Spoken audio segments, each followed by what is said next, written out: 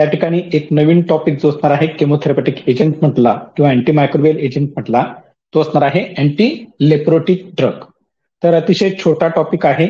यातनं 5 मार्काला प्रश्न विचारला जाऊ शकतो किंवा 2 मार्कालाही प्रश्न विचारला जाऊ शकतो किंवा एमसीक्यू सुद्धा विचारले जाऊ शकतात. तर चला मित्रांनो, आज आपण या नवीन टॉपिकला सुरुवात करूयात.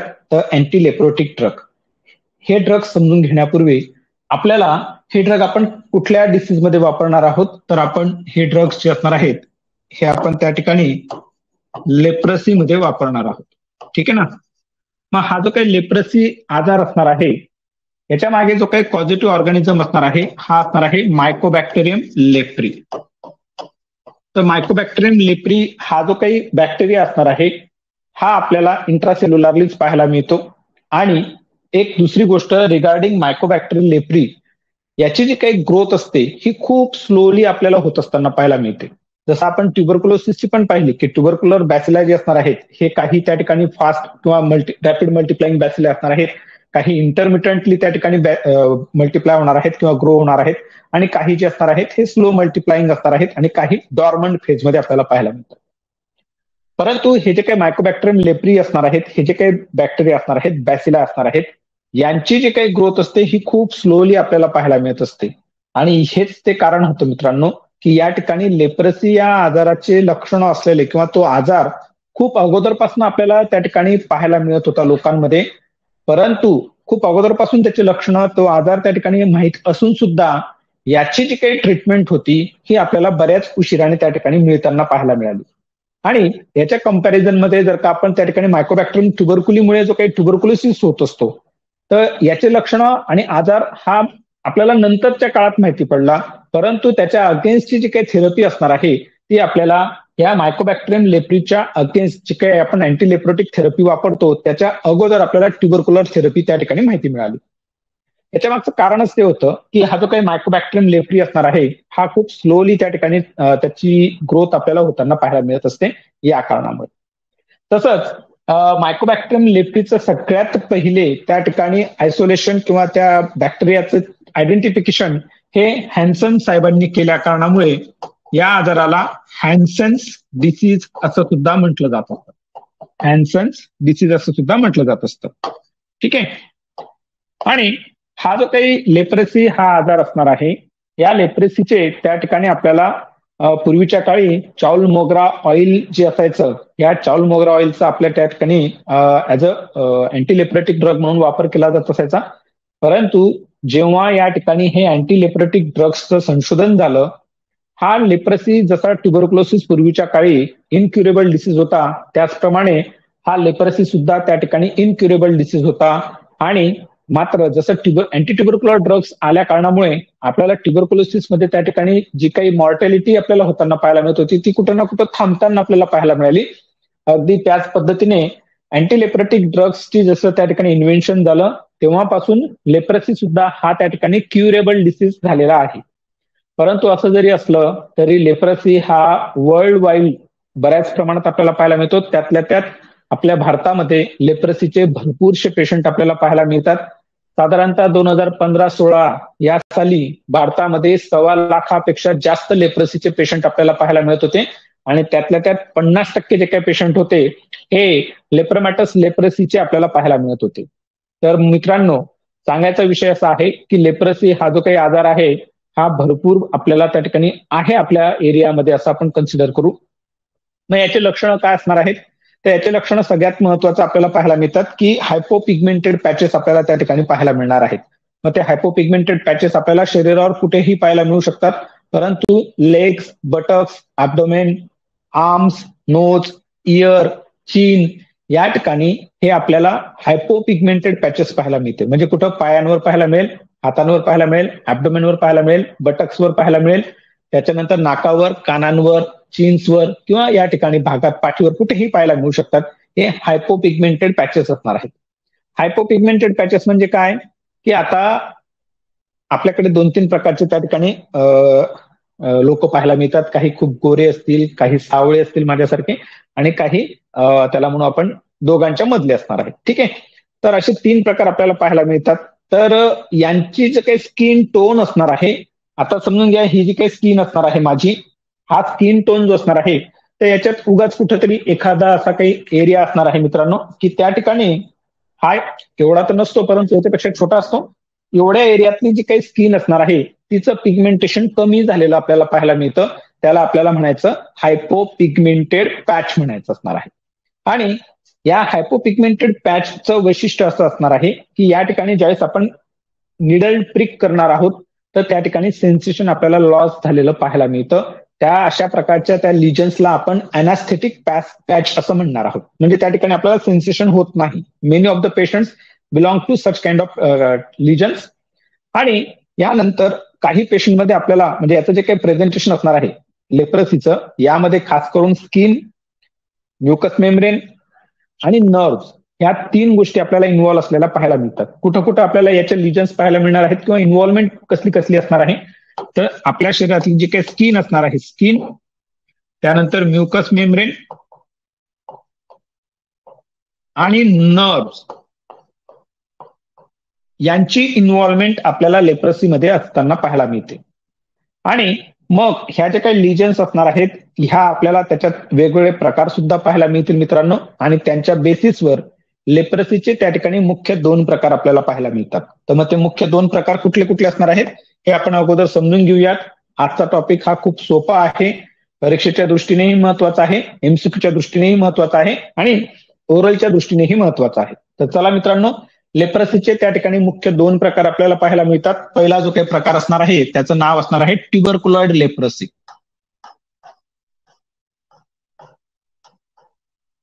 ट्युबरक्युलॉइड लेप्रसी.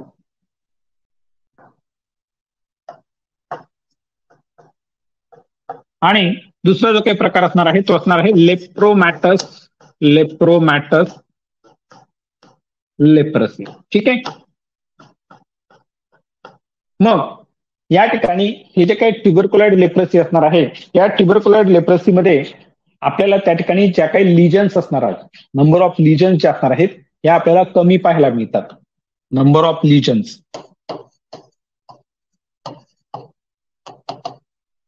या कशा असणार आहेत मित्रांनो 1 ते 5 इतक्याच आपल्याला त्या पाहायला मिळतात.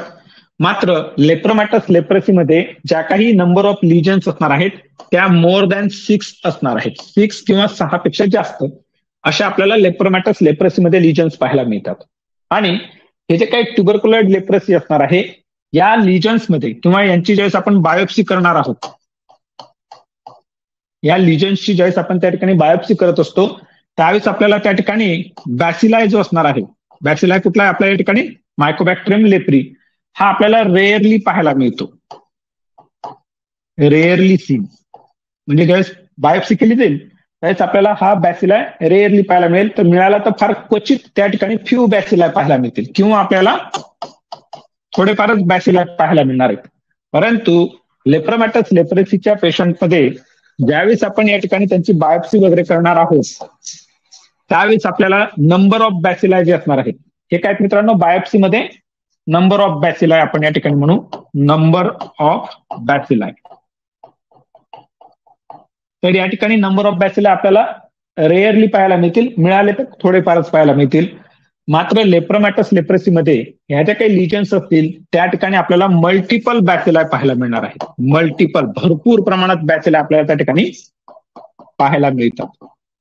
याच्या मागचं कारण काय असणार आहे, याच्या मागचं कारण हे असणार आहे की ही जी काही सेल मेडिएटेड इम्युनिटी असणार आहे, सेल मेडिएटेड इम्युनिटी ही ट्युबरक्युलॉइड लेप्रसीच्या पेशंटमध्ये आपल्याला नॉर्मल पाहायला मिळणार आहे. कशी पाहायला मिळणार आहे? नॉर्मल पाहायला मिळते.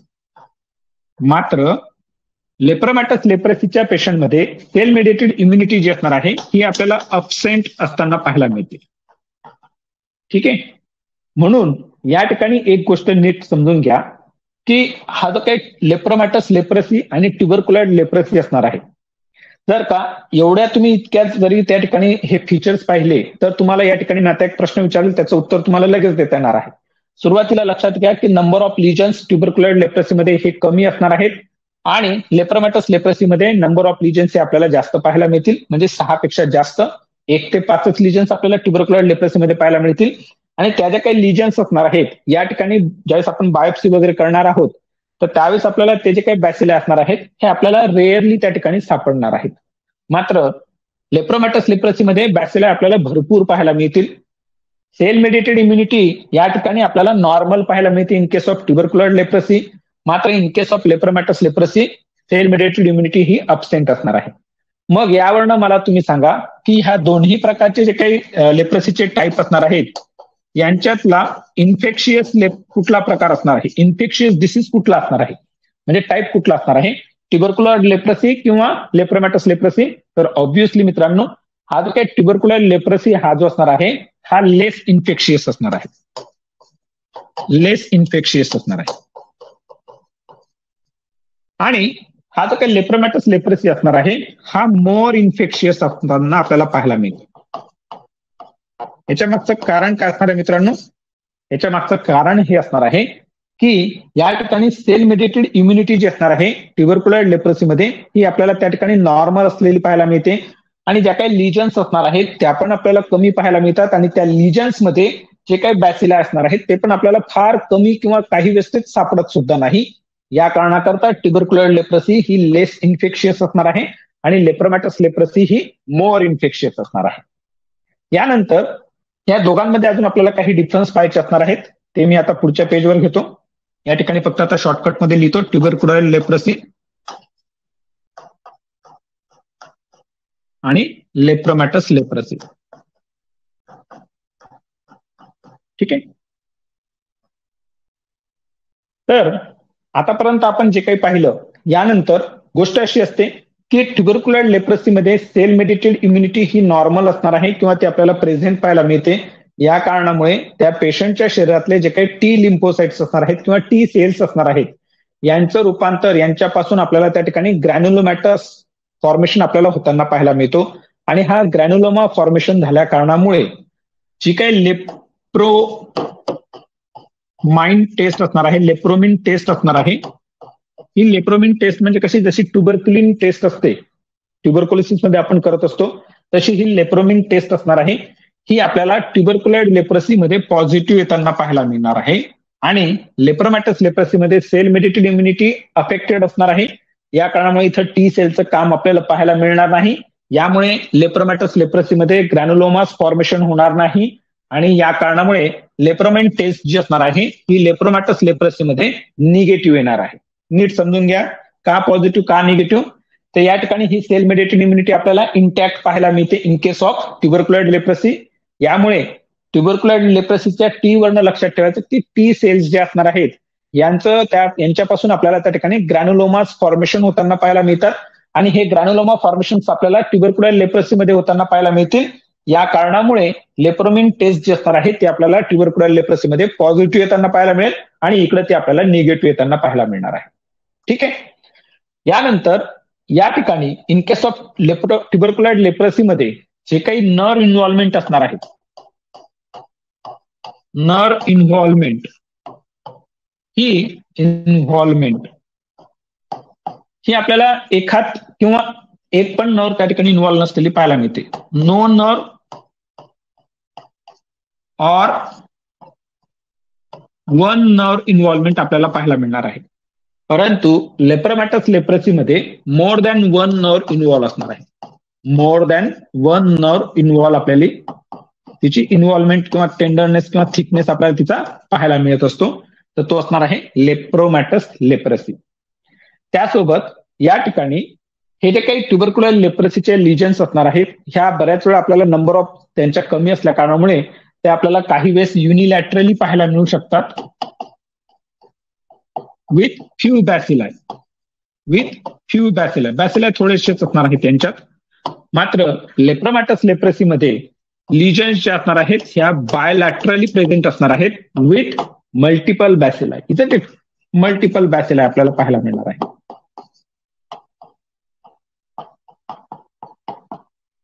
मग हा जो काही ट्युबरक्युलर लेप्रसी असणार आहे याचे काही प्रकार आपल्याला त्या ठिकाणी पाहायला मिळतात.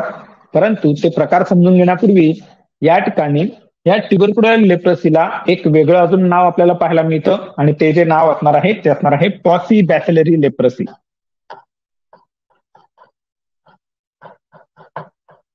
पॉसिबॅसिलरी लेप्रसी. पॉसी म्हणजे काय? पॉसी या शब्दाचा अर्थ आहे थोडासाच. हा, तर कमी बॅसिलाई पाहायला मिळतात. या कारणाकरता ट्युबरक्युलर लेप्रसीला आपण पॉसी बॅसिलरी लेप्रसी असं म्हणणार आहोत. आणि याच्या विरुद्ध लेप्रोमॅटस लेप्रसीमध्ये बॅसिलाई आपल्याला भरपूर पाहायला मिळणार आहेत लिजन्समध्ये. या कारणाकरता या लेप्रोमॅटस लेप्रसीला त्या ठिकाणी मल्टीबॅसिलरी लेप्रसी असं म्हटलं जात असतं. ठीक आहे. आणि आता या पॉसिबॅसिलरी लेप्रसीचे अजून काही प्रकार आपल्याला पाहायला मिळतात आणि लेप्रोमॅटस लेप्रसीचे सुद्धा आपल्याला अजून काही प्रकार पाहायला मिळतील. मग यामध्ये बॉर्डरलाईन लेप्रसी, बॉर्डरलाईन लेप्रोमॅटस लेप्रसी आणि लेप्रोमॅटस लेप्रसी, म्हणजे बॉर्डरलाईन आणि लेप्रोमॅटस लेप्रसी असे 3 प्रकार हे आपल्याला लेप्रोमॅटस लेप्रसीचे पाहायला मिळतात. आणि ट्युबरक्युलर लेप्रसीचे आपल्याला 2 प्रकार पाहायला मिळतात. एक असणार आहे ट्युबरक्युलर लेप्रसी आणि दुसरा असणार आहे बॉर्डरलाईन ट्युबरक्युलर लेप्रसी. तर हे प्रकार असणार आहेत. यात इतकंच लक्षात ठेवायचं मित्रांनो की बीबी, एल एल आणि बीएल हे जे काही प्रकार असणार आहेत. एल एल म्हणजे लेप्रोमॅटस लेप्रसी, तर इथे डबल असणार आहे, इथेही डबल असणार आहेत. हे जे काही प्रकार असणार आहेत हे मल्टीबॅसिलरीचे असणार आहेत. आणि ट्युबरक्युलर लेप्रसी जी असणार आहे ही पॉसिबॅसिलरी आणि बॉर्डरलाईन ट्युबरक्युलर ही पॉसिबॅसिलरीचे प्रकार असणार आहेत. मग जे पण काही फीचर्स ट्युबरक्युलर लेप्रसीचे आपण पाहतो ते सगळे हे पॉसिबॅसिलरीचे असणार आहेत. आणि जे पण काही लेप्रोमॅटस लेप्रसीचे आपण फीचर्स पाहिले हे सगळे मल्टीबॅसिलरीचे असणार आहेत. पूर्वीच्या काळी या ठिकाणी ह्या लेप्रसीचं 2 पद्धतीने कॅटेगरायझेशन केलं जात असायचं, ट्युबरक्युलर लेप्रसी आणि लेप्रोमॅटस लेप्रसीच्या या अनुषंगाने. परंतु या ठिकाणी डब्ल्यूएचओने नवीन त्या ठिकाणी त्यांचं टाइप्स त्या ठिकाणी केलेले असणार आहेत. मग त्यात काही असणार आहेत सिंगल लिजन लेप्रसी पण असणार आहे. सिंगल लिजन लेप्रसी मग या ठिकाणी एकच लिजन आपल्याला पाहायला मिळेल अशीच. बाकीचे असणार आहेत पॉसिबॅसिलरी आणि इतर असणार आहेत मल्टीबॅसिलरी. तर हे प्रकार आपण समजून घेतलेले आहेत. यानंतर आपल्याला आजचा जो काही आपला मुख्य टॉपिक असणार आहे त्याकडे आपण वळूयात मित्रांनो. तर आपल्या आजच्या टॉपिकचं नाव असणार आहे अँटी लेप्रोटिक ड्रग्स. मग जसं तुम्हाला थोड्या वेळापूर्वी सांगितलं की पूर्वीच्या काळी त्या ठिकाणी चाउल मोगरा ऑइल वगैरे असे जे काही प्रिपरेशन्स असायचे यांचा वापर लेप्रसीमध्ये केला जायचा. परंतु जसं काही या ठिकाणी सगळ्यात पहिला ड्रग शोधला गेला डॅप्सोन नावाचा, तर त्याचं संशोधन झाल्यानंतर भरपूरसे पेशंट त्या ठिकाणी रिकव्हर होत असताना आपल्याला पाहायला मिळाले. आणि कालांतराने डॅप्सॉन नंतर मग त्या ठिकाणी क्लोफॅझेमिन, रिफाम्पिसिन आणि इतर अजून काही नवीन अँटीमायक्रोबियल एजंट जे असणार आहेत यांचं सुद्धा त्या ठिकाणी संशोधन झालं. आणि एकत्रितरित्या ह्या सर्व ड्रग्सचा त्या ठिकाणी लेप्रसीच्या ट्रीटमेंटमध्ये मल्टी ड्रग ट्रीटमेंट जे असणार आहे किंवा कंबाईंड ड्रग थेरपी जी असणार आहे त्या पद्धतीने आज आपल्याला त्या ठिकाणी या ड्रग्सचा वापर होत असताना पाहायला मिळतो. तर मग जे काही क्लासिफिकेशन असणार आहे अँटी लेप्रोटिक ड्रगचं ते आपल्याला अगोदर समजून घ्यायचं असणार आहे. आणि मग याच्यातले जे काही ड्रग्ज असतील कुठले कुठले ड्रग आहेत हे आपण समजून घेऊयात मित्रांनो.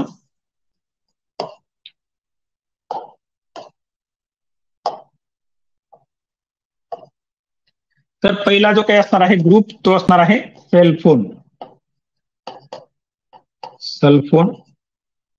दुसरा जो काही ग्रुप असणार आहे तो असणार आहे फेनाझाईन डेरिव्हेटिव्ह. तिसरा जो काही असणार आहे ते असणार आहेत अँटी ट्युबरक्युलर ड्रग. आणि चौथा जो काही ग्रुप असणार आहे ते असणार आहेत अदर अँटीबायोटिक्स. ठीक आहे. तर हे मुख्य क्लासिफिकेशन आपल्याला अँटी लेप्रोटिक ड्रग्सचं पाहायला मिळतं. याच्यात 3-4 एमसीक्यू आहेत ते नीट समजून घ्यायचे. 3-4 नाही पण 2 ते एमसीक्यू नक्कीच आहे. मग सल्फोन जो असणार आहे हा असणार आहे आपला डॅप्सोन. फिनाझाईन डेरिव्हेटिव्ह जो असणार आहे हा फिनाझाईन डेरिव्हेटिव्ह जो असणार आहे हा असणार आहे आपला क्लोफॅझेमिन. अँटीट्युबरक्युलर ड्रग जे असणार आहेत या ठिकाणी वापरले जाणार आहेत तो असणार आहे रिफाम्पिसिन आणि इथिओनामाइड. इथिओनामाइड. आणि जे काही अदर अँटीबायोटिक्स असणार आहेत यामध्ये मग आपला येत असतो ओफ्लॉक्सासिन, मॉक्सिफ्लॉक्सासिन, त्यानंतर मिनोसायक्लिन आणि येत असतो क्लॅरिथ्रोमायसिन.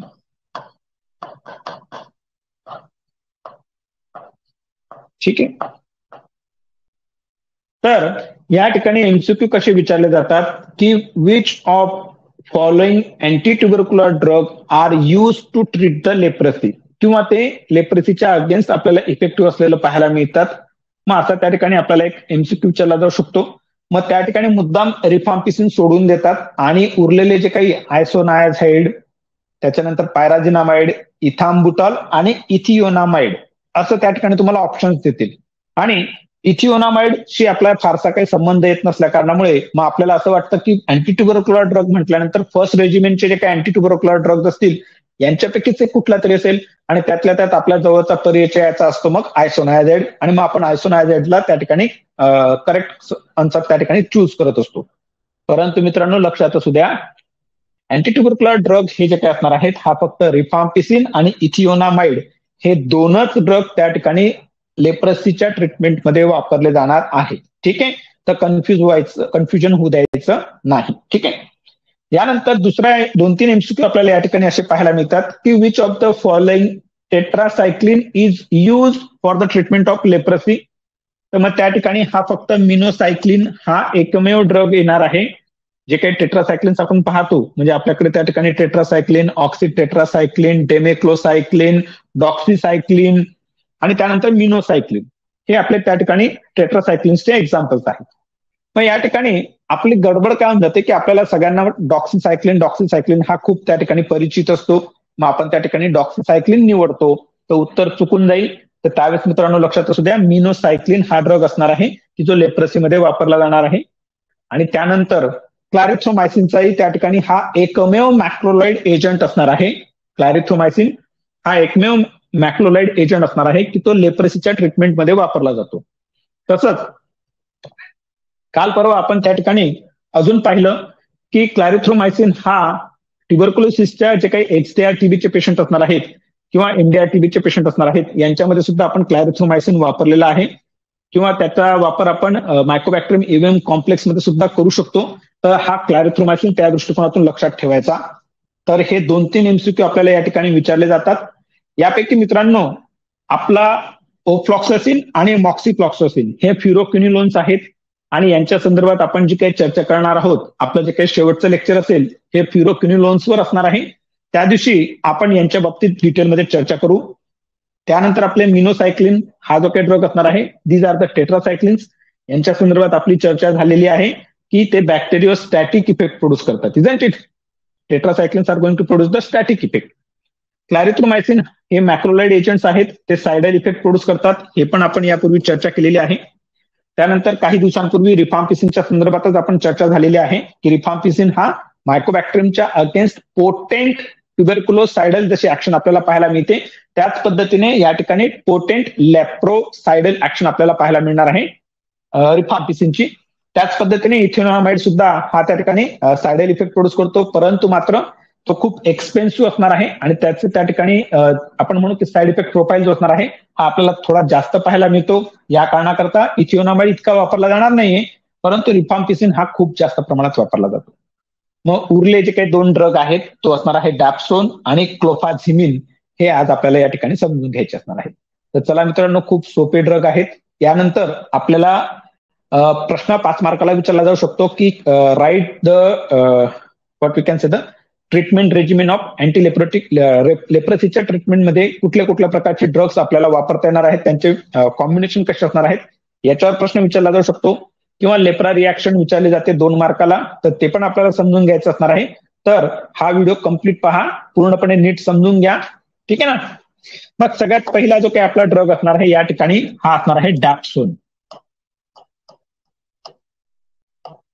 या डॅप्सोनचं जे काही केमिकल नेम असणार आहे हे DDS असं असणार आहे मित्रांनो ना, याला DDS असं म्हटलं जात असतं. मग हे DDS जे असणार आहे डाय अमायनो डायफेनिल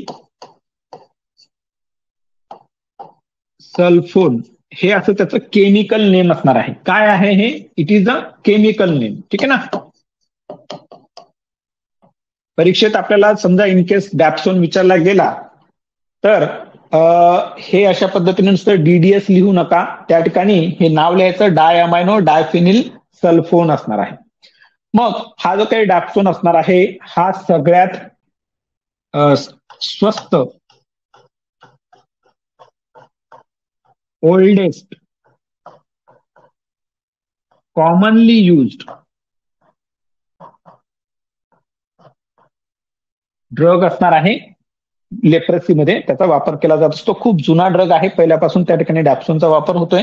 स्वस्त असणार आहे आणि त्याचा कॉमनली यूज होत असल्या कारणामुळे डॅप्सोन त्या ठिकाणी आपल्याला वापरताना पाहायला मिळत असतो. मग हा जो काही डॅप्सोन असणार आहे हा केमिकली इट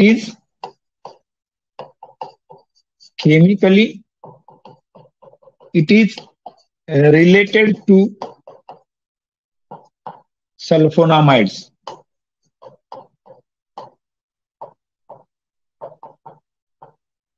सल्फोनामाइड्स ज्या पद्धतीने आपल्याला पाहायला मिळतात अगदी त्याच पद्धतीने डॅप्सोन सुद्धा त्याचं काम करणार आहे. यामुळे मित्रांनो तुमचा जर का सल्फोनामाइड हा आपला टॉपिक चांगल्यापैकी जर झालेला असणार आहे तर डॅप्सोनचं मुळीच टेन्शन घ्यायचं नाही. परीक्षेत जर का तुम्हाला लेप्रेसीच्या मध्ये डॅप्सोन विचारला गेला तर मी तर म्हणतो त्याला वाचायचं पण काम नाही, परंतु थोडंसं एकदा वाचून घ्यायचं. कारण तुम्हाला जर का सल्फोनामाइड्स माहिती असतील तर तुम्ही डॅप्सोनचं सगळं कुंडली त्या ठिकाणी मांडू शकता. मग चला मित्रांनो, या ठिकाणी डॅप्सोन हा सल्फोनामाइड असणार आहे. तर मग याची जी काही मेकॅनिझम ऑफ ऍक्शन असणार आहे ही कशी असणार आहे? ज्या पद्धतीची सल्फोनामाइडची मेकॅनिझम ऑफ ऍक्शन असणार आहे in the same manner dapsone is also going to produce its mechanism. मग आपल्याला माहिती की सल्फोनामाइड जे असणार आहेत यांची ऍक्शन कशी असणार आहे मित्रांनो? तर हा जो काही बॅक्टेरियामध्ये पाबा असणार आहे, पॅरा अमायनो बेन्झोइक ऍसिड जो असणार आहे, याचं कन्व्हर्जन हे जे काही बॅक्टेरिया असतात ते त्यांच्या सेलमध्ये त्या ठिकाणी कशात करतात? डायहायड्रोफोलिक ऍसिड मध्ये करत असतात. आणि या डायहायड्रोफोलिक ऍसिडचं कन्व्हर्जन त्या ठिकाणी टेट्राहायड्रोफोलिक ऍसिड मध्ये होताना पाहायला मिळत असतं. टेट्राहायड्रोफोलिक ऍसिड मध्ये होताना पाहायला मिळणार आहे. Isn't it? आणि मग आता आपल्याला माहिती की या ठिकाणी हा पाबा जो असणार आहे, पॅरा अमायनो बेन्झोइक ऍसिड जो असणार आहे, याचं कन्व्हर्जन डायहायड्रोफोलिक ऍसिड मध्ये करण्यासाठी या ठिकाणी कुठला एन्झाईम रिस्पॉन्सिबल असतो मित्रांनो? तर फोलेट सिंथेज नावाचा एन्झाईम रिस्पॉन्सिबल असतो. सिंथेज. स्पेलिंग चुकलं असेल माझं, करेक्ट करून घ्या. आय थिंक चुकलंच आहे, मीच करेक्ट करून घेतो.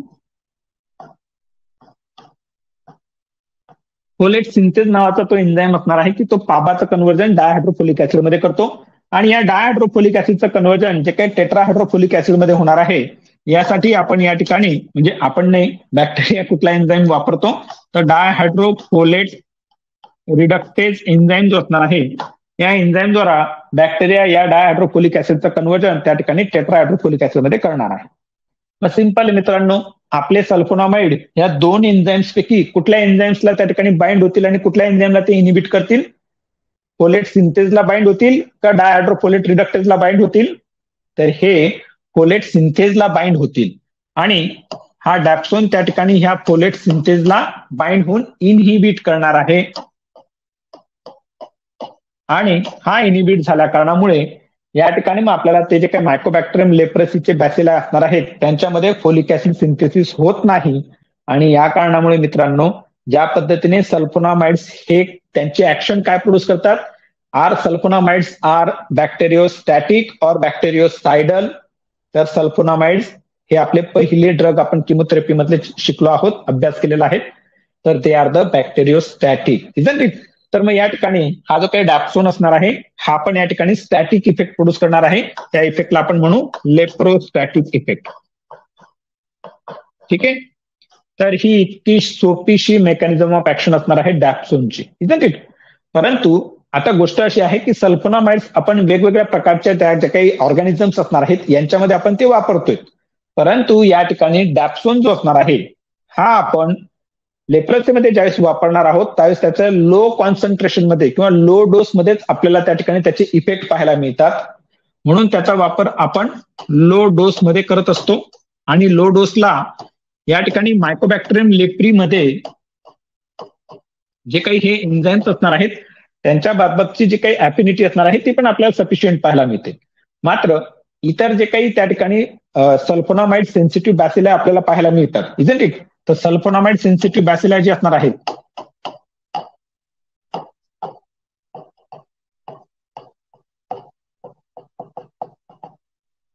यांच्या अगेन्स्ट जर का आपल्याला डॅप्सोन वापरायचा म्हटला तर त्याचा जो काही डोस असणार आहे हा डोस आपल्याला खूप हाय द्यावा लागतो. डोस हा हाय द्यावा लागतो आणि या हाय डोसला डॅप्सोन या ठिकाणी भरपूर प्रमाणात टॉक्सिसिटीज प्रोड्यूस करत असतो. डॅप्सोन हा भरपूर प्रमाणात त्या ठिकाणी टॉक्सिसिटी प्रोड्यूस करणार आहे. या कारणाकरता मित्रांनो जरी डॅप्सोन हा सल्फोनामाइडशी रिलेटेड ड्रग असला तरी त्याला त्या ठिकाणी आपण इतर कंडिशन्समध्ये वापरू शकत नाही, कारण तो टॉक्सिसिटी भरपूर प्रमाणात प्रोड्यूस करणार आहे. तसंच जे पण काही पायोजेनिक इन्फेक्शन्स असतात, जे पण काही पायोजेनिक इन्फेक्शन्स आपल्याला पाहायला मिळणार आहेत यांच्यामध्ये सुद्धा आपल्याला डॅप्सोन वापरता येणार नाहीये. त्याच्या मागचं कारण काय तर परत त्या ठिकाणी त्याची टॉक्सिसिटी आपल्याला जास्त पाहायला मिळणार आहे. या कारणाकरता डॅप्सोन हा फक्त म्हणजे अजून इतर काही कंडिशन्स आहेत तिथं सुद्धा आपण डॅप्सोन वापरणार आहोत मित्रांनो. परंतु मायकोबॅक्टेरियम लेप्रीच्या अगेन्स्ट त्याला लो डोस मध्ये आपण वापरू शकतो. Isn't it. मग हा जो काही डॅप्सोन असणार आहे याचा जो काही रेजिस्टन्स आपल्याला कशा पद्धतीने होताना पाहायला मिळतो ते समजून घेऊयात. परंतु परत एकदा आपण डॅप्सोनची मेकॅनिझम ऑफ ऍक्शन पाहून घ्या. जशी सल्फोनामाइडची असणार आहे त्या पद्धतीनेच डॅप्सोन सुद्धा फोलेट सिंथेसला इनिबिट करेल आणि त्या ठिकाणी फोलिक ऍसिड सिंथेसिस त्या बॅक्टेरियामध्ये होऊ देणार नाही. आणि जसं सल्फोनामाइड्स हे बॅक्टेरिया स्टॅटिक इफेक्ट प्रोड्यूस करतात तसा डॅप्सोन हा या ठिकाणी आपल्याने तो मायकोबॅक्टेरियम मध्ये या ठिकाणी लेप्रोस्टॅटिक इफेक्ट प्रोड्यूस करणार आहे. त्यासोबत लो डोस मध्ये मायकोबॅक्टेरियम लेप्रीला तो त्या ठिकाणी एन्झाईम्सला तो इनिबिट करेल. मात्र हाय डोस मध्ये जर का आपल्याला त्याला वापरावं लागेल म्हणजे इतर मायक्रो ऑर्गॅनिझम्सच्या अगेन्स्ट जर का त्याला आपल्याला वापरायचं असेल तर त्यावेळेस त्याचा डोस आपल्याला हाय वापरावा लागतो आणि या हाय डोसला आपल्याला भरपूर टॉक्सिसिटीज पाहायला मिळतील. या कारणाकरता डॅप्सोन हा सल्फोनामाइड सेन्सिटिव्ह बॅक्टेरियामध्ये वापरला जाऊ शकत नाही. मग यानंतर आपल्याला डॅप्सोनचा जो काही रेजिस्टन्स डेव्हलप होताना पाहायला मिळतो तो रेजिस्टन्स आपल्याला समजून घ्यायचा असणार आहे. तर डॅप्सोनचा जो काही रेजिस्टन्सचे जे काही प्रकार असणार आहेत हे आपल्याला दोन टाइप्स पाहायला मिळतात. पहिला जो काही प्रकार असणार आहे तो प्रायमरी रेजिस्टन्स असणार आहे. प्रायमरी रेजिस्टन्स खूप सोपे ड्रग आहेत मित्रांनो. आणि दुसरा जो काय असणार आहे तो असणार आहे सेकंडरी रेजिस्टन्स. Secondary resistance. मग प्रायमरी रेजिस्टन्स कुणाला म्हणायचं आणि सेकंडरी रेजिस्टन्स कुणाला म्हणायचं हे आपण समजून घेऊयात. प्रायमरी रेजिस्टन्स हा अशा प्रकारचा रेजिस्टन्स असणार आहे डॅप्सोनचा. रेजिस्टन्स कोणाचा आहे मित्रांनो हा डॅप्सोनचा असणार आहे. डॅप्सोनचा रेजिस्टन्स ठीक आहे त्याच्याबद्दल चर्चा करतोय आपण. तर प्रायमरी रेजिस्टन्सचे पेशंट जे असणार आहेत केसेस जे असणार आहेत यांच्यात कसे असणार आहेत समजून घ्या. मी लेप्रोसीचा पेशंट आहे आणि माझ्या शरीरात जे काही मायकोबॅक्टेरियम लेप्रीचे बॅसिलाय आहेत हे बॅसिलाय मुळात त्या ठिकाणी डॅप्सोनला रेजिस्टंट आहे. म्हणजे समजून घ्या मी तो पेशंट आहे, मला लेप्रोसी झालेला आहे आणि मला त्या ठिकाणी मी डॅप्सोन घेतो आहे. त्यामुळे माझ्या शरीरातले जे काही बॅसिलाय असणार आहेत हे मुळात त्या ठिकाणी कसे असणार आहेत त्या डॅप्सोनला रेजिस्टंट असणार आहेत. आणि माझ्यामुळे जर का इतर कुणाला लेप्रोसी होतोय म्हणजे त्या पेशंटच्या शरीरात जे काही त्या ठिकाणी मायकोबॅक्टेरियम बॅसिलाय प्रवेश करणार आहेत ते माझ्या शरीरातनं त्याच्या शरीरात जात आहेत. त्या कारणामुळे त्या पेशंटला तर यापूर्वी कुठल्याच प्रकारचं इन्फेक्शन नव्हतं. त्या पेशंटने कधी आयुष्यात डॅप्सोन घेतलेला नव्हता. परंतु माझ्या शरीरातले जे काही डॅप्सोन रेजिस्टन्स बॅसिलाय त्याच्या शरीरात जाणार आहेत आणि त्याला ज्यावेळेस लेप्रोसी होणार आहे त्यावेळेस त्या पेशंटला जो काही डॅप्सोनचा रेजिस्टन्स आपल्याला पाहायला मिळतो त्याला आपण म्हणणार आहोत प्रायमरी रेजिस्टन्स. लक्षात येत आहे. म्हणजे माझ्यामुळे जर का कुणाला लेप्रोसी झाला आणि मी जर का त्या ठिकाणी डॅप्सोन रेजिस्टंट असेल तर त्याला जो काही लेप्रोसी होतोय त्यातले जे काही तो रेजिस्टन्स असणार आहे डॅप्सोनचा तो प्रायमरी रेजिस्टन्स असणार आहे. आणि सेकंडरी रेजिस्टन्स म्हणजे मी असा तो पेशंट असणार आहे की माझ्या शरीरात बॅसिलायने त्या ठिकाणी म्युटेशन करून घेतलेलं असणार आहे. Isn't it. आणि ते म्युटेशन केल्यामुळे जो काही डॅप्सोनचा रेझिस्टन्स पाहायला मिळतो त्याला आपण सेकंडरी रेझिस्टन्स म्हणणार आहोत. प्रायमरी रेझिस्टन्स मध्ये पेशंट जो असणार आहे याने कधीच डॅप्सोन घेतलेला नसणार आहे, परंतु मुळात त्याच्या शरीरात जे काही बॅसिलाई पोहोचत आहेत ते डॅप्सोन रेझिस्टन्स असल्या कारणावर, कारण माझ्यापासून त्याला इन्फेक्शन होतंय, तर ती प्रायमरी रेझिस्टन्सची केस झाली. आणि सेकंडरी रेझिस्टन्सच्या केसमध्ये या ठिकाणी हे जे काही माझ्या शरीरातले बॅसिलाई असणार आहेत यांनी काय केलं मित्रांनो, यांच्यात आपल्याला म्युटेशन होताना पाहायला मिळतं आणि म्युटेशन झाल्या कारणामुळे जो काही रेझिस्टन्स डेव्हलप होणार आहे त्याला आपण सेकंडरी रेझिस्टन्स असं म्हणणार आहोत. मात्र असं जरी असलं, हा खूप सुंदर ड्रग आहे हा, असं जरी असलं म्हणजे त्या ठिकाणी काही पेशंटमध्ये आपल्याला माइल्ड टू मॉडरेट रेझिस्टन्स असलेले पेशंट पाहायला मिळू शकतात.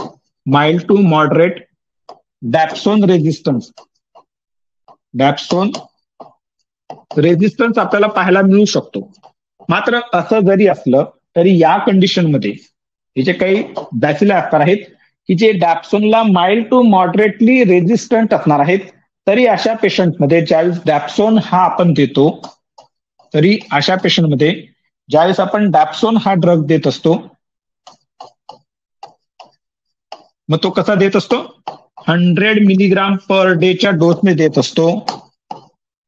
तरी अशा डोसमध्ये ह्या mild to moderate dapsone resistance बॅसिलाई जे असणार आहेत त्यांच्या अगेन्स्ट डॅप्सोन हा इफेक्टिव्ह असलेलं पाहायला मिळतं. नीट समजून घ्या काय सांगतोय, कंडिशन ही सांगतोय की समजून घ्या हा तो बॅसिलाई असणार आहे आणि हा त्या ठिकाणी mild to moderate dapsone resistant असणार आहे, इजंट इट. परंतु तरी सुद्धा ज्यावेळेस आपण डॅप्सोन 100 मिलीग्राम पर डेच्या डोसने देतो तरी सुद्धा हा डॅप्सोन याच्यावर इफेक्ट आपल्याला प्रोड्यूस करताना पाहायला मिळतो. याच्या मागचं सुंदर कारण जे आहे की मायकोबॅक्टेरियम लेप्रिसच्या जो काही बॅसिलाई असणार आहे त्याची जी काही मिनिमम इनिबिटरी कॉन्सन्ट्रेशन म्हणजे MIC व्हॅल्यू जी काय असणार आहे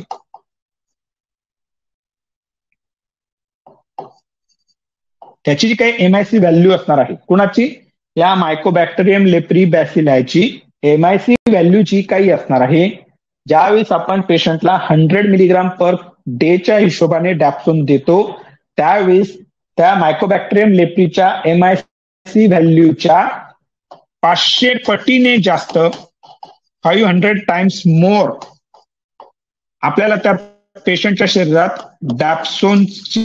डॅप्सोनचं प्लाझ्मा कॉन्सन्ट्रेशन पाहायला मिळतं.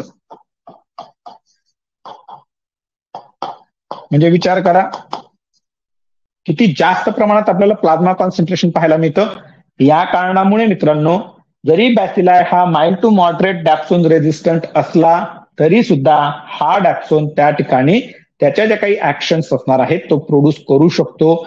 या कारणाकरता डॅप्सोनचा रेझिस्टन्स जो आहे याचं प्रमाण हे फार कमी आहे. म्हणजे जो काही प्रायमरी रेझिस्टन्स आपण पाहू त्याचं प्रमाण फक्त 2 ते 3% आपल्याला पाहायला मिळतं. त्याच्या मागचं कारण लक्षात आलं की डॅप्सोन जो असणार आहे ज्यावेळेस आपण 100 मिलीग्राम पर डेच्या डोसने देतो त्यावेळेस त्याचं प्लाझ्मा कॉन्सन्ट्रेशन जे असणार आहे हे 500 पटीने जास्त असणार आहे कुणापेक्षा, तर मायकोबॅक्टेरियम लेप्रीची जी काही MIC व्हॅल्यू असणार आहे मिनिमम इनिबिटरी कॉन्सन्ट्रेशन.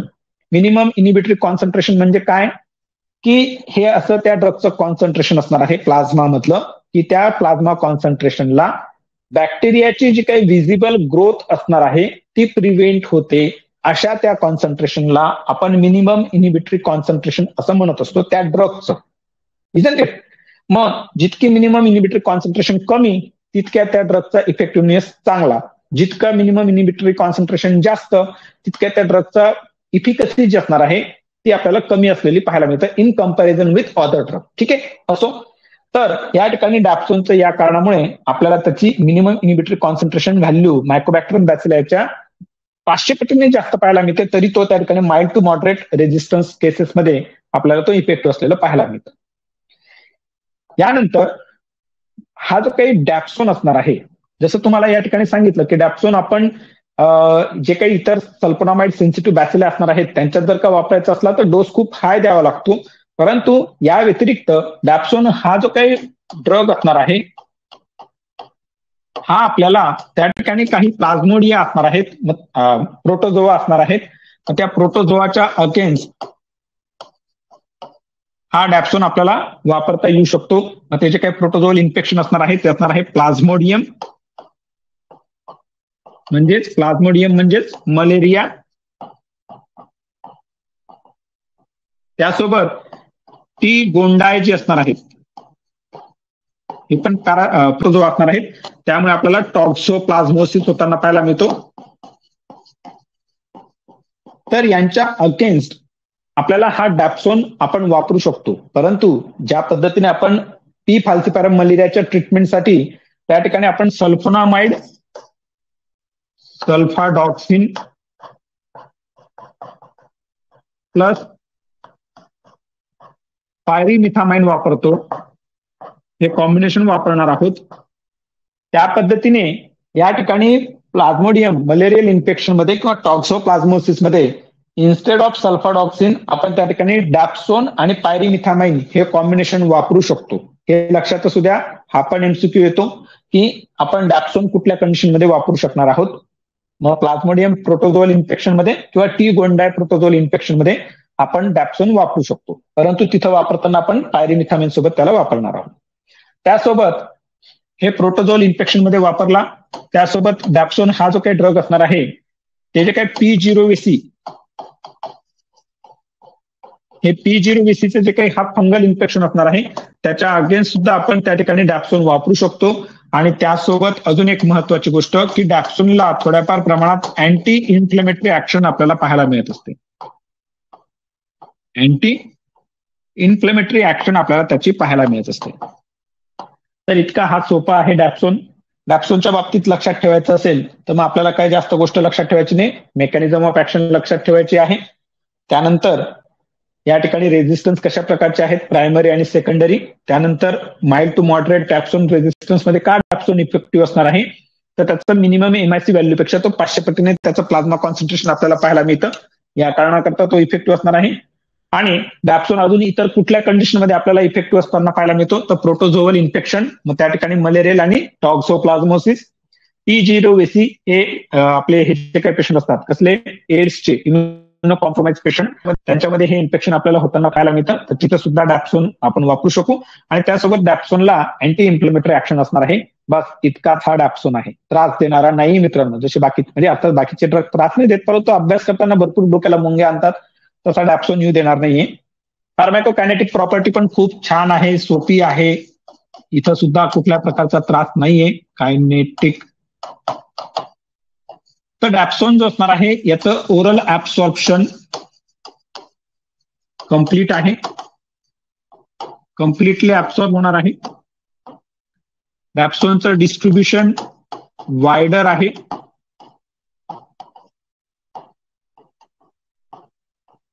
तो जे काही लेप्रोमॅटस स्किन लिजन्स असणार आहेत इथे आपल्याला कॉन्सन्ट्रेट होताना पाहायला मिळतो. त्यासोबत किडनी आणि मसल्स या ठिकाणी सुद्धा तो आपल्याला कॉन्सन्ट्रेट होत असताना पाहायला मिळतो. सीएसएफ त्या ठिकाणी तो पुअरली त्या ठिकाणी सीएसएफ मध्ये त्याचं आपल्याला पुअर कॉन्सन्ट्रेशन पाहायला मिळतं. म्हणजे पाहिजे तशा प्रमाणात तो त्या ठिकाणी त्याला ब्लड ब्रेन बॅरियरला क्रॉस करणार नाहीये. त्यानंतर डॅप्सोनची जी काही प्लाझ्मा प्रोटीन बाइंडिंग असणार आहे ही साधारणतः आपल्याला 70% पाहायला मिळत असते. डॅप्सोनचं जे काही मेटाबॉलिझम असणार आहे हे तिन्ही चारी प्रकारे होताना पाहायला मिळतं. ऍसिटिलायझेशन होणार आहे, ग्लुकुरोनाइड कॉन्जुगेशन होणार आहे, त्यासोबत सल्फेट कॉन्जुगेशन सुद्धा डॅप्सोनचं होतं. लक्षात असू द्या, डॅप्सोनचं मेटाबॉलिझम हे तीनही पद्धतीने होणार आहे. ऍसिटिलेशन, जसं सल्फोनामाइडचं ऍसिटिलेशन द्वारा त्या ठिकाणी मेटाबॉलिझम झालं होतं. त्यानंतर ग्लुकुरोनाइड कॉन्जुगेशन आणि त्यानंतर सल्फेट कॉन्जुगेशन याद्वारे डॅप्सोनचं त्या ठिकाणी मेटाबॉलिझम होत असतं. डॅप्सोन आपल्या शरीरामध्ये अॅक्युमुलेट होताना पाहायला मिळत असतो. त्यासोबत डॅप्सोन एंटेरो हेपॅटिक सर्क्युलेशन आपल्याला पाहायला मिळतं. एंटेरो हेपॅटिक सर्क्युलेशन डॅप्सोनचं आपल्याला पाहायला मिळत असतं. आणि यासोबत डॅप्सोनचा जो काही प्लाझ्मा हाफ लाईफ असणार आहे हा आपल्याला 24 आवर्स पर्यंत पाहायला मिळतो किंवा 24 आवर पेक्षा जास्त पाहायला मिळतो. काही पुस्तकांमध्ये त्यांनी 27 आवर्स असं म्हटलेलं आहे. माफ करायचं, इयर्स लिहिलं गेलं. 27 आवर्स आपल्याला पाहायला मिळतं. इतका त्याचा बऱ्यापैकी आपल्याला प्लाझ्मा हाफ लाईफ पाहायला मिळतो. या कारणामुळे याचं जे काही इलिमिनेशन असणार आहे, डॅप्सोनचं जे काही इलिमिनेशन असणार आहे, हे आपल्याला 1 ते 2 आठवडे एवढ्या कालावधीत किंवा त्यापेक्षाही जास्त कालावधीत आपल्याला त्याचं इलिमिनेशन होताना पाहायला मिळतं. आता याच्या मागचं कारण काय असणार आहे बरं मित्रांनो, की 2-3 गोष्टी लक्षात घ्या. पहिलं कारण जे असणार आहे की त्या ठिकाणी हा आपल्याला कॉन्सन्ट्रेट होताना पाहायला मिळतो. जे काही लेप्रोमॅटस स्किन लिजन्स असणार आहेत या ठिकाणी कॉन्सन्ट्रेट होतो. किडनीमध्ये, लिव्हरमध्ये, मसलमध्ये कॉन्सन्ट्रेट होतो. त्यासोबत याचं आपल्याला काय पाहायला मिळतं मित्रांनो, हा आपल्या शरीरामध्ये अॅक्युमुलेट होत असतो. त्यासोबत एंटेरो हेपॅटिक सर्क्युलेशन पाहायला मिळतं आणि त्यातल्या त्यात प्लाझ्मा हाफ लाईफ जी असणार आहे याची ही 24 आवर्स पाहायला मिळते. एकंदरीत या सर्व कारणांमुळे डॅप्सोनचे जे काही इलिमिनेशन असणार आहे हे आपल्याला 1 ते 2 आठवड्यानंतर पण पाहायला मिळू शकतं. तर अशी ही एकदम सोपीशी छानशी डॅप्सोनची मेकॅनिझम ऑफ ऍक्शन असणार आहे आणि त्यानंतर फार्माकोकायनेटिक प्रॉपर्टी असणार आहे. आता डॅप्सोनच्या आपल्याला ऍडव्हर्स ड्रग रिॲक्शन समजून घ्यायच्या असणार आहेत. त्याही खूप सोप्या आहेत. डॅप्सोन काय मित्रांनो, डॅप्सोन हा त्या ठिकाणी केमिकली सल्फोनामाइड असणार आहे.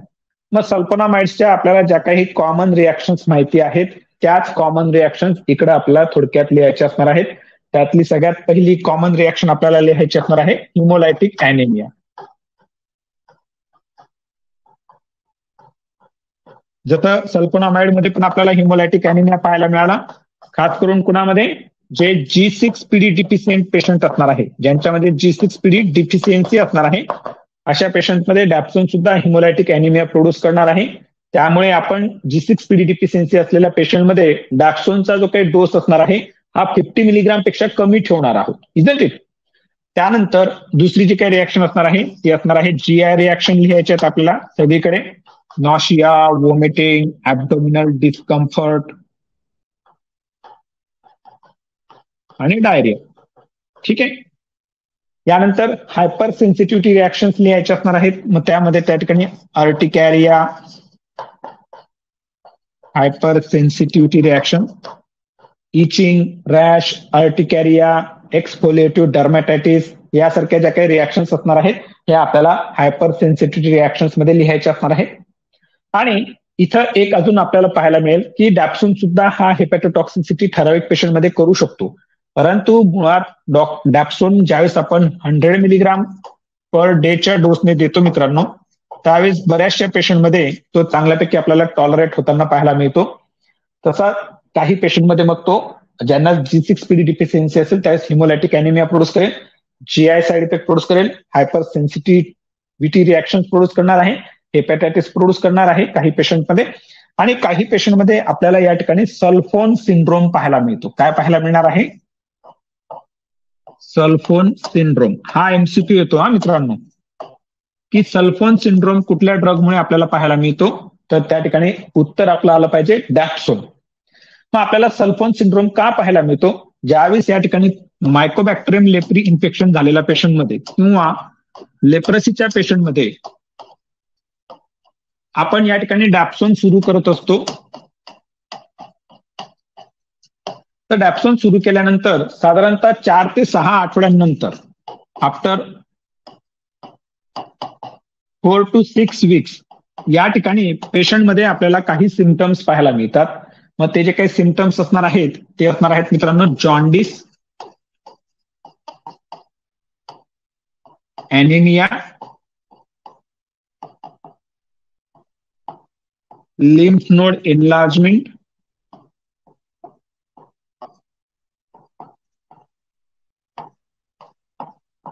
त्यासोबत फीवर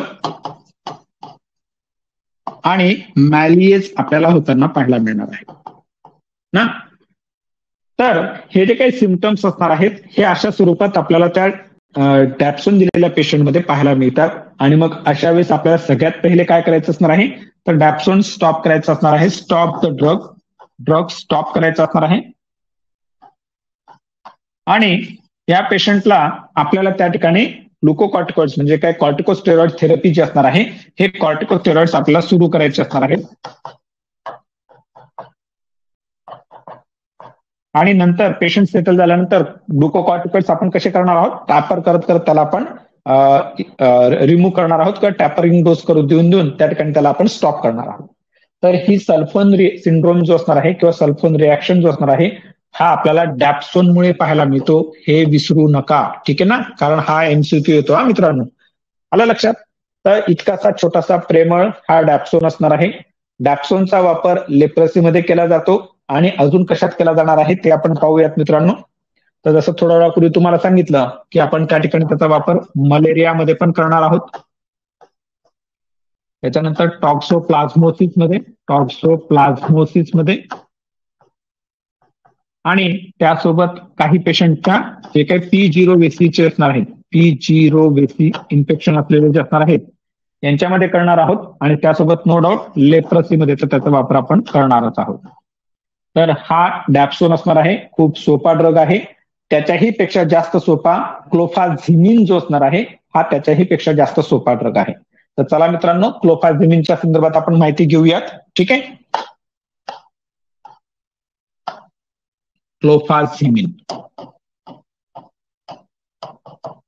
क्लोफाझिमिन हे नाव जर का लक्षात राहत नसेल तर कसं लक्षात ठेवायचं, तारे जमीन पर, ते आमिर खानचं काहीतरी गाणं आहे किंवा पिक्चर आहे, आय थिंक गाणंच आहे त्याच्यात, तारे जमीन पर क्लोफाझिमिन, असं लक्षात ठेवायचं. ठीक आहे. तर हा जो काही क्लोफाझिमिन असणार आहे, हा एक प्रकारचा डाय असणार आहे मित्रांनो. म्हणजे ड्रगच आहे तो, परंतु तो डाय असणार आहे आणि याला त्या ठिकाणी कुठल्या प्रकारची ऍक्शन आपल्याला पाहायला मिळते, तर लेप्रोस्टॅटिक ऍक्शन तो प्रोड्यूस करणार आहे. कशी ऍक्शन प्रोड्यूस करणार आहे, लेप्रोस्टॅटिक. आता काही पुस्तकांमध्ये क्लोफाझिमिनला लेप्रोसायडल इफेक्ट आहे असं त्यांनी म्हटलेलं आहे आणि बऱ्याचशा पुस्तकांमध्ये त्यांनी लेप्रोस्टॅटिक इफेक्ट प्रोड्यूस करतो असं म्हटलेलं आहे. तर बऱ्याचशा पुस्तकांमध्ये लेप्रोस्टॅटिक असा उल्लेख आहे, त्यामुळे आपण सुद्धा क्लोफाझिमिन हा लेप्रोस्टॅटिक आहे. जसा डॅप्सोन लेप्रोस्टॅटिक असणार आहे तसा क्लोफाझिमिन हा सुद्धा लेप्रोस्टॅटिक असणार आहे असं लक्षात ठेवा. परंतु काही पुस्तकांमध्ये त्यांनी लेप्रोसायडल आहे असं पण उल्लेख केलेला आहे, परंतु आपण लेप्रोस्टॅटिक समजायचं आहे. आणि यासोबत या क्लोफाझिमिनला अँटी इन्फ्लेमेटरी प्रॉपर्टी आपल्याला पाहायला मिळते. अँटी इन्फ्लेमेटरी प्रॉपर्टी असलेला आपल्याला पाहायला मिळतं. ठीक आहे. मग या क्लोफाझिमिनची जी काही मेकॅनिझम ऑफ ऍक्शन असणार आहे ही थोडीशी कॉम्प्लिकेटेड म्हणून किंवा 2-3 प्रकारे हा त्याची मेकॅनिझम ऑफ ऍक्शन प्रोड्यूस करतो. सगळ्यात पहिली जी काही ऍक्शन असणार आहे की कशा पद्धतीने हा त्या ठिकाणी स्टॅटिक इफेक्ट प्रोड्यूस करतोय किंवा का आपण त्याला त्या ठिकाणी लेप्रेसीमध्ये वापरणार आहोत ते आपण समजून घेऊयात. तर मायकोबॅक्टेरियम लेप्रीचे जे काही बॅसिलाई असणार आहेत यांच्यामध्ये क्लोफाझिमिन दिल्यानंतर डीएनए टेम्पलेट फंक्शन जे असणार आहे, डीएनए टेम्पलेट फंक्शन जे असणार आहे हे डीएनए टेम्पलेट फंक्शन आपल्याला अफेक्ट होताना पाहायला मिळत असतं. या कारणामुळे क्लोफाझिमिनचा वापर होणार आहे. आता दुसऱ्या सोप्या भाषेत जर का म्हणायचं म्हटलं, डीएनए टेम्पलेट फंक्शन अफेक्ट होणे म्हणजेच काय, तर या ठिकाणी डीएनए सिंथेसिस इनहिबिट होणार आहे. डीएनए सिंथेसिस अफेक्ट होणार आहे असं आपण म्हणूया. ठीक आहे. त्या कारणाकरता लेप्रोसायडल इफेक्ट प्रोड्यूस करतो असं एका पुस्तकात त्यांनी त्या ठिकाणी स्पष्ट म्हटलेलं आहे, उल्लेख केलेला आहे. परंतु भरपूरशा पुस्तकात लेप्रोस्टॅटिक ऍक्शन त्यांनी म्हटलेले आहे. ठीक आहे. त्यानंतर दुसरी या ठिकाणी ऍक्शन, मेकॅनिझम ऑफ ऍक्शन आपल्याला पाहायला मिळते क्लोफाझिमिनची. तर क्लोफाझिमिन काय करतो, इट अल्टर मेम्ब्रेन किंवा डिस्टर्ब म्हणून आपण, अल्टर म्हणण्यापेक्षा इट डिस्टर्ब मेम्ब्रेन, जो काही सेल मेम्ब्रेन असणार आहे त्याला तो डिस्टर्ब करतो आणि या कारणामुळे त्यांच्यातलं जे काही ट्रान्सपोर्टेशन असणार आहे, ट्रान्सपोर्टेशन जे असणार आहे त्या बॅसिलायमध्ये ते आपल्याला अफेक्ट होताना पाहायला मिळतं. आणि त्यासोबत तिसरी जी काही मेकॅनिझम ऑफ ऍक्शन असणार आहे या ठिकाणी क्लोफाझिमिन अल्टर मायटोकॉन्ड्रियल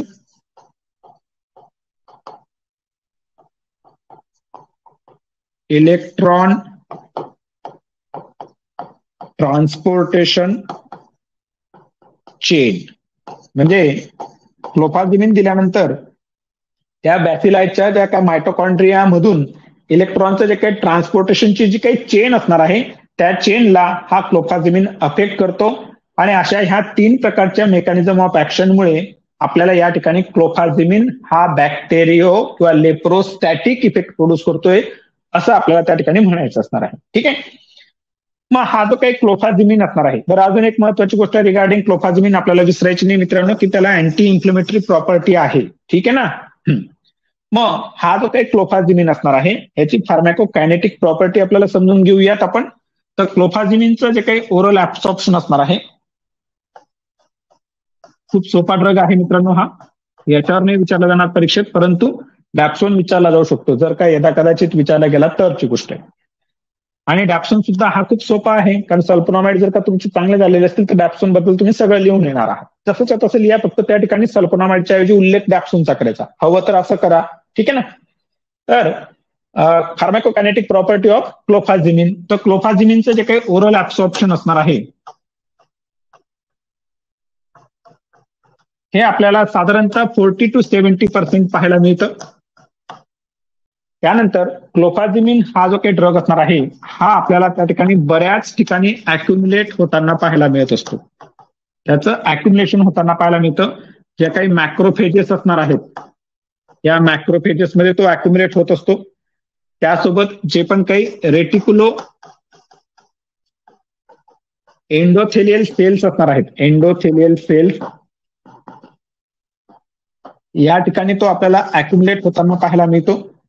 त्यासोबत सबक्युटॅनियस फॅट टिश्यू जे असणार आहेत, सबक्युटॅनियस फॅट जो काय असणार आहे या ठिकाणी सुद्धा हा क्लोफाझिमिन आपल्याला अॅक्युमुलेट होताना पाहायला मिळतो. आणि खास करून या सबक्युटॅनियस फॅट टिश्यू मध्ये किंवा अजून काही इतर टिश्यूज असणार आहेत, इंटेस्टायनल टिश्यूज मध्ये सुद्धा क्लोफाझिमिन आपल्याला अॅक्युमुलेट होताना पाहायला मिळतो. आणि या ठिकाणी हा निडल लाईक क्रिस्टल्स त्या ठिकाणी तयार करत असतो.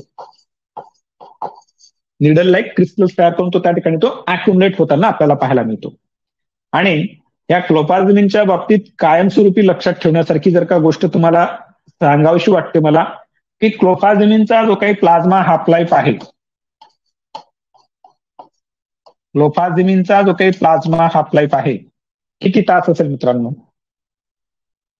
8 तास, 10 तास, 20 तास, 100 तास, 200 तास.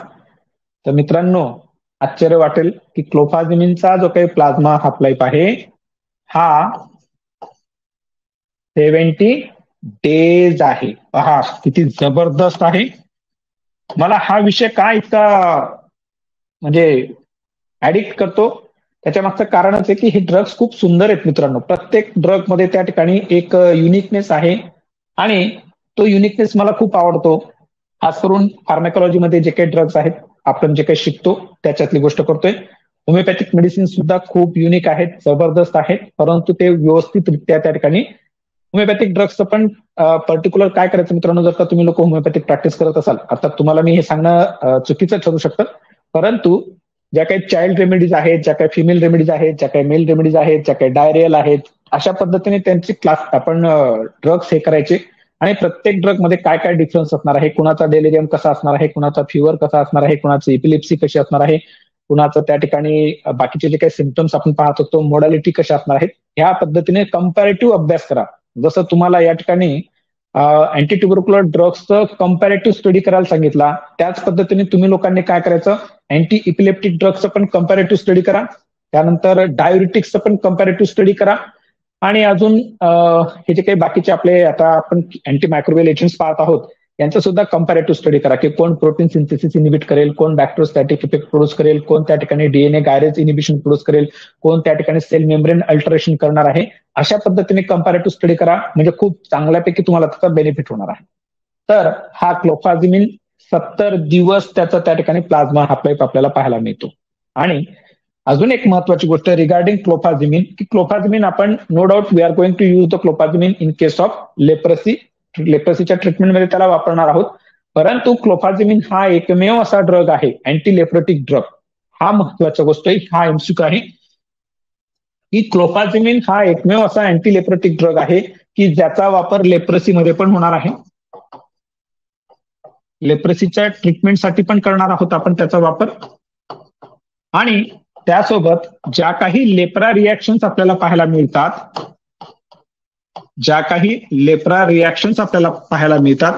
या लेप्रा रिॲक्शन्स मध्ये या ठिकाणी क्लोफाझिमिन वापरला जातो.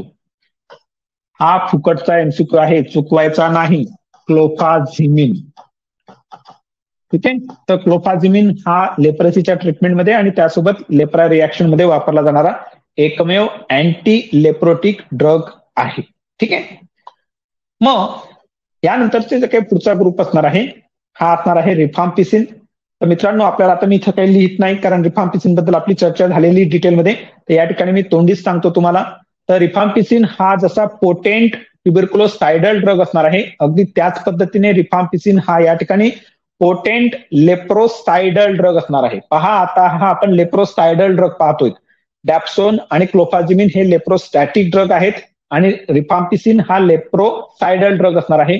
आणि या ठिकाणी ज्यावेळेस आपण रिफाम्पिसिन हा ड्रग देणार आहोत पेशंटला, रिफाम्पिसिन हा ड्रग ज्यावेळेस आपण देत आहोत या ठिकाणी, तर साधारणतः आपण त्याला 600 मिलीग्राम पर डेच्या हिशोबाने देणार आहोत.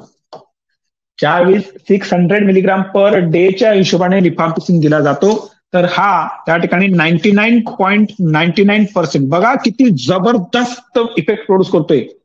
99.99% बॅक्टेरिसाइडल इफेक्ट प्रोड्यूस करतो. आणि ह्या ज्या काही लिजन्स असणार आहेत, 2 ते 3 आठवड्यात लिजन्स मधले सगळे बॅसिलाय ढगात चालले जातात. परंतु एक गोष्ट लक्षात असू द्या, तुम्हाला या ठिकाणी एक बेसिक गोष्ट रिगार्डिंग मायकोबॅक्टेरियम लेप्री एकदम अंतर्मनामध्ये बसवून ठेवायची आहे की हे जे काही बॅसिलाय आहेत, पहा मित्रांनो, नीट समजून घ्या. रिफाम्पिसिन हा जो काही ड्रग आहे, जरी तो खूप पोटेंट आहे, नो डाऊट, परंतु या ठिकाणी मायकोबॅक्टेरियम लेप्रीची जी काही बायोलॉजी आहे ही पण नीट समजून घ्या. जसे आपण ट्युबरक्युलोसिसची बायोलॉजी, त्या बॅक्टेरियाची बायोलॉजी समजून घेतली, तशी या ठिकाणी हा जो काही मायकोबॅक्टेरियम लेप्री असणार आहे, हा 2 आठवड्यातनं एखाद वेळीच डिवाइड होतो.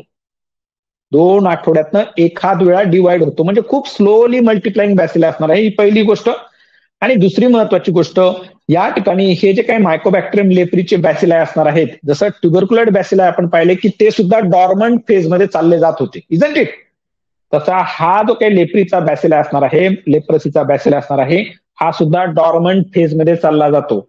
आणि आपल्याला माहिती मित्रमैत्रिणींनो की जो काही डॉर्मंट ट्युबरक्युलर बॅसिलाय असणार आहे, म्हणजे ट्युबरक्युलोसिसचा जो काही डॉर्मंट फेजमध्ये असलेला बॅसिलाय असणार आहे, त्याच्या अगेन्स्ट कुठला अँटी ट्युबरक्युलर ड्रग इफेक्टिव्ह होता का? मुळीच नाही. इन द सेम मॅनर इथं लेप्रेसीचा जो पण काही डॉर्मंट फेज मधला पर्सिस्टर असणार आहे, याच्या अगेन्स्ट सुद्धा रिफाम्पिसिन काहीच त्या ठिकाणी त्याचं वाकडं करू शकणार नाहीये. या कारणाकरता अर्थात तो काय कायमचा डॉर्मंट फेजमध्ये राहणार नाही मित्रांनो, परंतु आपल्याला त्या ठिकाणी रिफाम्पिसिन हा जरी त्या ठिकाणी इतक्या चांगल्या पद्धतीने त्याची बॅक्टेरियोसाइडल किंवा लेप्रोसाइडल इफेक्ट प्रोड्यूस करतो, तरी सुद्धा रिफाम्पिसिन आपल्याला पेशंटला त्या ठिकाणी प्रदीर्घ काळ त्या ठिकाणी द्यावा लागतो. मात्र याची ही जी काही सुंदरता आहे ती ही महत्वाची आहे की हा एकदा दिल्यानंतर किंवा त्याच्या आपण 600 मिलीग्राम पर डेच्या हिशोबाने जे रिफाम्पिसिन देणार आहोत, तर या ठिकाणी जे पण काही त्या ठिकाणी सर्क्युलेशनमध्ये किंवा इकडे तिकडे फिरणारे जे काही मायकोबॅक्टेरियम बॅसिलाय जे असणार आहेत, त्यांचं किलिंग इफेक्ट पहा किती जबरदस्त आहे. 99.99%, जसं त्या बिटॉलच्या बाटलीवर लिहिलेलं असतं 99.99% जम को मार डाले, तसा रिफाम्पिसिन काम करणार आहे मित्रांनो, ठीक आहे. असो, मग हा रिफाम्पिसिन मात्र किंवा इतर कुठले पण आपण त्या ठिकाणी हे जे काही आपण अँटीलेप्रोटिक ड्रग पाहिले, हे मोनोथेरपीमध्ये वापरले जाणार नाहीत, कारण या ठिकाणी रेजिस्टन्स डेव्हलप होण्याचे प्रकार आपल्याला पाहायला मिळतात. या कारणाकरता हे जे काही सगळे ड्रग्ज असणार आहेत, हे आपण कंबाईंड ड्रग थेरपीमध्ये किंवा मल्टी ड्रग थेरपीमध्ये ट्रीटमेंटमध्ये आपण त्याचा वापर करतो, जेणेकरून या ठिकाणी रेजिस्टन्स डेव्हलप नको झाला पाहिजे. हा रिफाम्पिसिन सुद्धा त्या ठिकाणी रेजिस्टन्स डेव्हलप होऊ देत नाही.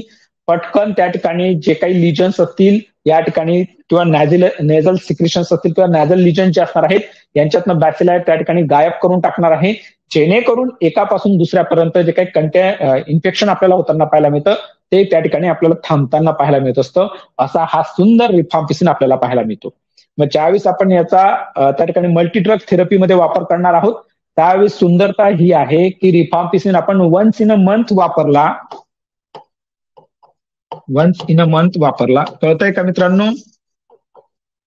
आपला रिफाम्पिसिन झालेला आहे त्यामुळे मी फक्त बोलतो जास्त आहे, लिहितो कमी.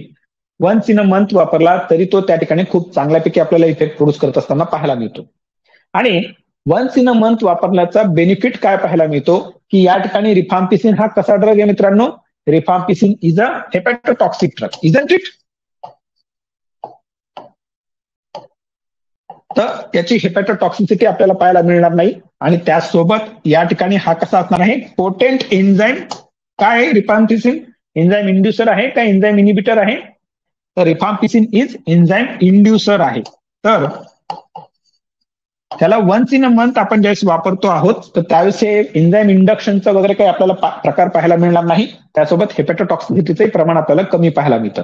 मात्र असं जरी असलं तरी ज्या पेशंटमध्ये आपल्याला क्रॉनिक हेपॅटायटिस पाहायला मिळतो किंवा अल्कोहोलिक हेपॅटायटिस पाहायला मिळणार आहे अशा पेशंटमध्ये आपल्याला रिफाम्पिसिन थोडासा टाळलेलं त्यातल्या त्यात बरंच असणार आहे. तर हा जो काही रिफाम्पिसिन असणार आहे मित्रांनो हा त्या ठिकाणी जे पण काही पॉसिबॅसिलरी आणि मल्टीबॅसिलरीचे दोन्ही प्रकार असतील त्या दोन्ही प्रकारांमध्ये रिफाम्पिसिन हा वन्स इन अ मंथ वापरला जाणार आहे. यानंतर पुढचे जे काही ड्रग्ज असणार आहेत त्यांच्याबद्दल तर आपण डिटेलमध्ये चर्चा करणार आहोत, परंतु तुर्तास आता या ठिकाणी आपण लक्षात घेऊया हे जे काही फ्युरोक्विनोलोन्स असणार आहेत.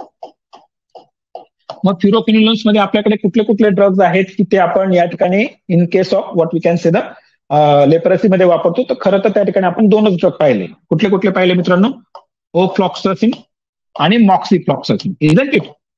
ओफ्लॉक्स आणि मॉक्सिफ्लॉक्स हे दोन फ्युरोक्विनोलोन्स आपण त्या ठिकाणी पाहिले की जे लेप्रसीमध्ये आपल्याला इफेक्टिव्ह असलेलं पाहायला मिळतात. परंतु यांच्या जोडीने अजून इतर काही फ्युरोक्विनोलोन्स असतील की ते सुद्धा आपल्याला या ठिकाणी लेप्रसीच्या अगेन्स्ट त्यांची इफिकसी आपल्याला पाहायला मिळते. आणि ते जे असणार आहेत ते असणार आहे पीफ्लॉक्सासिन आणि स्पारफ्लॉक्सासिन.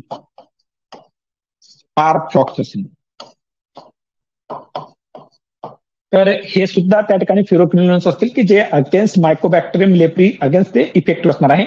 मात्र हा जो काही आपला सिप्रोफ्लॉक्सासिन असणार आहे तर याची जी काही इफिकसी असणार आहे ही आपल्याला पुअर पाहायला मिळते. या कारणाकरता सिप्रोफ्लॉक्सासिन काही वापरला जाणार नाहीये. मग या ठिकाणी आपण खास करून मायकोबॅक्टेरियम लेप्रीच्या ट्रीटमेंटमध्ये हा जो काही ओफ्लॉक्सासिन असणार आहे हा ओफ्लॉक्स आपण त्या ठिकाणी पेशंटला वापरणार आहोत 400 मिलीग्राम पर डेच्या डोसने वापरला जातो. आणि ओफ्लॉक्सासिनच्या बाबतीत या ठिकाणी अजून असा अभ्यास झालाय मित्रांनो रिगार्डिंग मायकोबॅक्टेरियम लेप्रीच्या की ज्यावेळेस याला मोनोथेरपी म्हणून वापरणार आहोत ऍज अ मोनोथेरपी. कोणाला? ओफ्लॉक्सासिनला ऍज अ मोनोथेरपी म्हणून ज्यावेळेस आपण वापरतो in a dose of 400 milligram per day तर ओफ्लॉक्सासिन त्या ठिकाणी 22 डेला ऑन 22व्या दिवशी हा ओफ्लॉक्सासिन सुद्धा त्या ठिकाणी 99.99% एवढ्या प्रमाणात त्या ठिकाणी मायकोबॅक्टेरियल बॅसिलायचं त्या ठिकाणी सायडल इफेक्ट तो प्रोड्यूस करणार आहे. परंतु असं जरी असलं माझ्या मित्रमैत्रिणींनो या ठिकाणी कंबाईंड ड्रग थेरपी किंवा मल्टी ड्रग ट्रीटमेंट जी असणार आहे तिचाच वापर आपल्याला होताना पाहायला मिळतो जेणेकरून रेझिस्टन्स डेव्हलप झाला नको पाहिजे या कारणाकरता, इजंट इट? आणि अजून एक महत्वाची गोष्ट एमसीक्यू येऊ शकतो तुम्हाला परीक्षेला की सगळ्यात पोटेंट अँटी लेप्रोमॅटिक ऍक्शन असलेला फ्युरोक्विनोलोन्स कुठला असणार आहे? तर या ठिकाणी लक्षात असू द्यायचा हा जो काही मॉक्सिफ्लॉक्सासिन असणार आहे याला पोटेंट अँटी लेप्रोमॅटिक ऍक्शन आपल्याला पाहायला मिळते. या ठिकाणी हे जे काही फ्युरोक्विनोलोन्स असणार आहेत हे सायडल इफेक्ट प्रोड्यूस करणार आहेत, लेप्रोसायडल इफेक्ट प्रोड्यूस करणार आहेत. मग आता हा लेप्रोसायडल इफेक्ट प्रोड्यूस करणारा दुसरा ड्रग आहे. पहिला रिफाम्पिसिन आहे आणि दुसरा आहे फ्युरोक्विनोलोन्स असतील. जनरली ओफ्लॉक्सासिन वापर केला जात असतो आणि हा त्यातल्या त्यात मॉक्सिफ्लॉक्सासिन हा जो असणार आहे हा पोटेंट अँटी लेप्रोमॅटिक ऍक्शन असलेला ड्रग असणार आहे. हे परीक्षेच्या दृष्टीने एमसीक्यूच्या दृष्टीने ओरलच्या दृष्टीने लक्षात ठेवा, ठीक आहे? यानंतरचे जे काही बरं आता अजून एक गोष्ट सांगून देतो लक्षात कसं ठेवायचं की कुठले कुठले फ्युरोक्विनोलोन्सला, कारण जर समजा आपण ज्यावेळेस फ्युरोक्विनोलोन्सचा अभ्यास करू उद्या त्यावेळेस मग आपल्याला हे पण लक्षात असलं पाहिजे की कुठल्या कुठल्या फ्युरोक्विनोलोन्सला या ठिकाणी अँटी लेप्रोटिक ऍक्शन आपल्याला पाहायला मिळते. तर ते मी कसं लक्षात ठेवलं ते मी सांगतो. याला वाचा बरं, कसं वाचाल तुम्ही? ओपीएम्स, म्हणजे जो काही ओपीएम असतो ना, तर ओपियम असं लक्षात ठेवायचं. मात्र ओपीएमचं स्पेलिंग नाही लिहायचं. OPMs, O for ofloxacin, P for the pefloxacin, M for the moxifloxacin, S for the sparfloxacin. मी अशाच पद्धतीने लक्षात ठेवलंय. याच्यापेक्षा सोपी पद्धत तुम्हाला कुठली आवडली तर तुम्ही त्या पद्धतीने लक्षात ठेवा. काय मित्रांनो, मी एकच लक्षात ठेवतो की माझ्या मित्रांचा अर्ध्या मार्काचा सुद्धा एमसीक्यू गेला नको पाहिजे, आणि ओरलला जर का विचारलं यदा कदाचित तर पटकन 4 टक्के नावं त्या ठिकाणी सांगता आली पाहिजेत. ओपीएम्स, ओपीएम, ओपीएम्स. ठीक आहे, असो. त्यानंतर पुढचा जो काही ड्रग असणार आहे लेप्रसीमध्ये वापरला जाणारा, तो असणार आहे मित्रांनो या ठिकाणी हे जे काही टेट्रासायक्लिन असणार आहेत त्यातल्या त्यात हा मिनोसायक्लिन. Isn't it? आपण एमसीक्यू होतो की कुठला टेट्रासायक्लिन त्या ठिकाणी लेप्रसीच्या ट्रीटमेंटमध्ये वापरला जाईल, तर मिनोसायक्लिन वापरला जाणार आहे, हे लक्षात असू द्यायचं. मग मिनोसायक्लिन का वापरला जातो, त्याच्या मागचं कारण हे असणार आहे की मिनोसायक्लिनची जी हा सगळ्यात लिपिड सोल्युबल ड्रग असणार आहे. लिपिड सोल्युबिलिटी त्याची जी काय असणार आहे, लिपिड सोल्युबिलिटी जी असणार आहे ही आपल्याला हाय पाहायला मिळते. या कारणाकरता तो मायकोबॅक्टेरियम लेप्रीच्या सेलमध्ये त्या ठिकाणी प्रवेश करतो. आणि मिनोसायक्लिन हा कसा आहे मित्रांनो, टेट्रासायक्लिन आहे. तर या कारणाकरता हा कसा इफेक्ट प्रोड्यूस करणार आहे, लेप्रोस्टॅटिक इफेक्ट प्रोड्यूस करणार आहे. काही सर्वेमध्ये असं त्या ठिकाणी लक्षात आलं की मिनोसायक्लिन हा मोनोथेरपीने ज्यावेळेस वापरला जातो, साधारणतः 8 लेप्रोमॅटस लेप्रेसीच्या पेशंटमध्ये मिनोसायक्लिन हा वापरला गेला. तर त्या 8 लेप्रोमॅटस लेप्रेसी असलेल्या पेशंटमध्ये आपल्याला 8 वीक्स नंतर त्यांची त्या ठिकाणी बॅसिला जे होते त्यांची ग्रोथ कमी झालेली पाहायला मिळाली. परंतु असं जरी असलं तरी मिनोसायक्लिन एकट्यात वापरला जाणार नाही. कुठलाच अँटी ट्युबरक्युलर ड्रग, कुठलाच अँटी लेप्रोमॅटिक ड्रग एकट्यात वापरला जाणार नाही. ठीक आहे. आणि मग हा मिनोसायक्लिन नंतर जो काही पुढचा त्या ठिकाणी ड्रग असणार आहे तो असणार आहे क्लारिथ्रोमायसिन.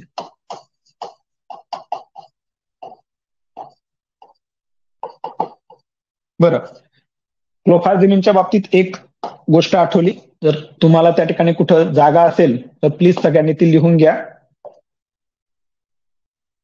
क्लोफाझिमिनच्या बाबतीत एक गोष्ट मी तुम्हाला सांगायचं विसरलो की क्लोफाझिमिनचा आपण वापर कुठं केला मित्रांनो, लेप्रसीच्या ट्रीटमेंटमध्ये केला, लेप्रा रिॲक्शन मध्ये केला, आणि अजून एके ठिकाणी क्लोफाझिमिनचा आपण वापर केला होता. कालच्याच लेक्चरमध्ये सांगितलं आहे. Yes, that is XDR TB मध्ये. जो काही एक्सटेन्सिव्ह ड्रग रेझिस्टन्स ट्युबरक्युलोसिसचे जे काही पेशंट होते त्या ठराविक पेशंटमध्ये आपण क्लोफाझिमिन वापरलेला आहे. तर एक्सडीआर टीबी मध्ये कुठले कुठले अँटी ट्युबरक्युलर ड्रग येतात मित्रांनो, तर लक्षात घ्या. CCMP, LIC. मग या ठिकाणी कॅप्रिओमायसिन येतो. एक मिनिट फक्त, थोडंसं रिव्हिजन पण होऊन जाईल. थोडा वेळ जातो मित्रांनो, मान्य आहे मला, परंतु रिव्हिजन होणं खूप महत्वाचं आहे या विषयाला. तर कॅप्रिओमायसिन, त्यानंतर या ठिकाणी हा कोॲमॉक्सक्लॅव,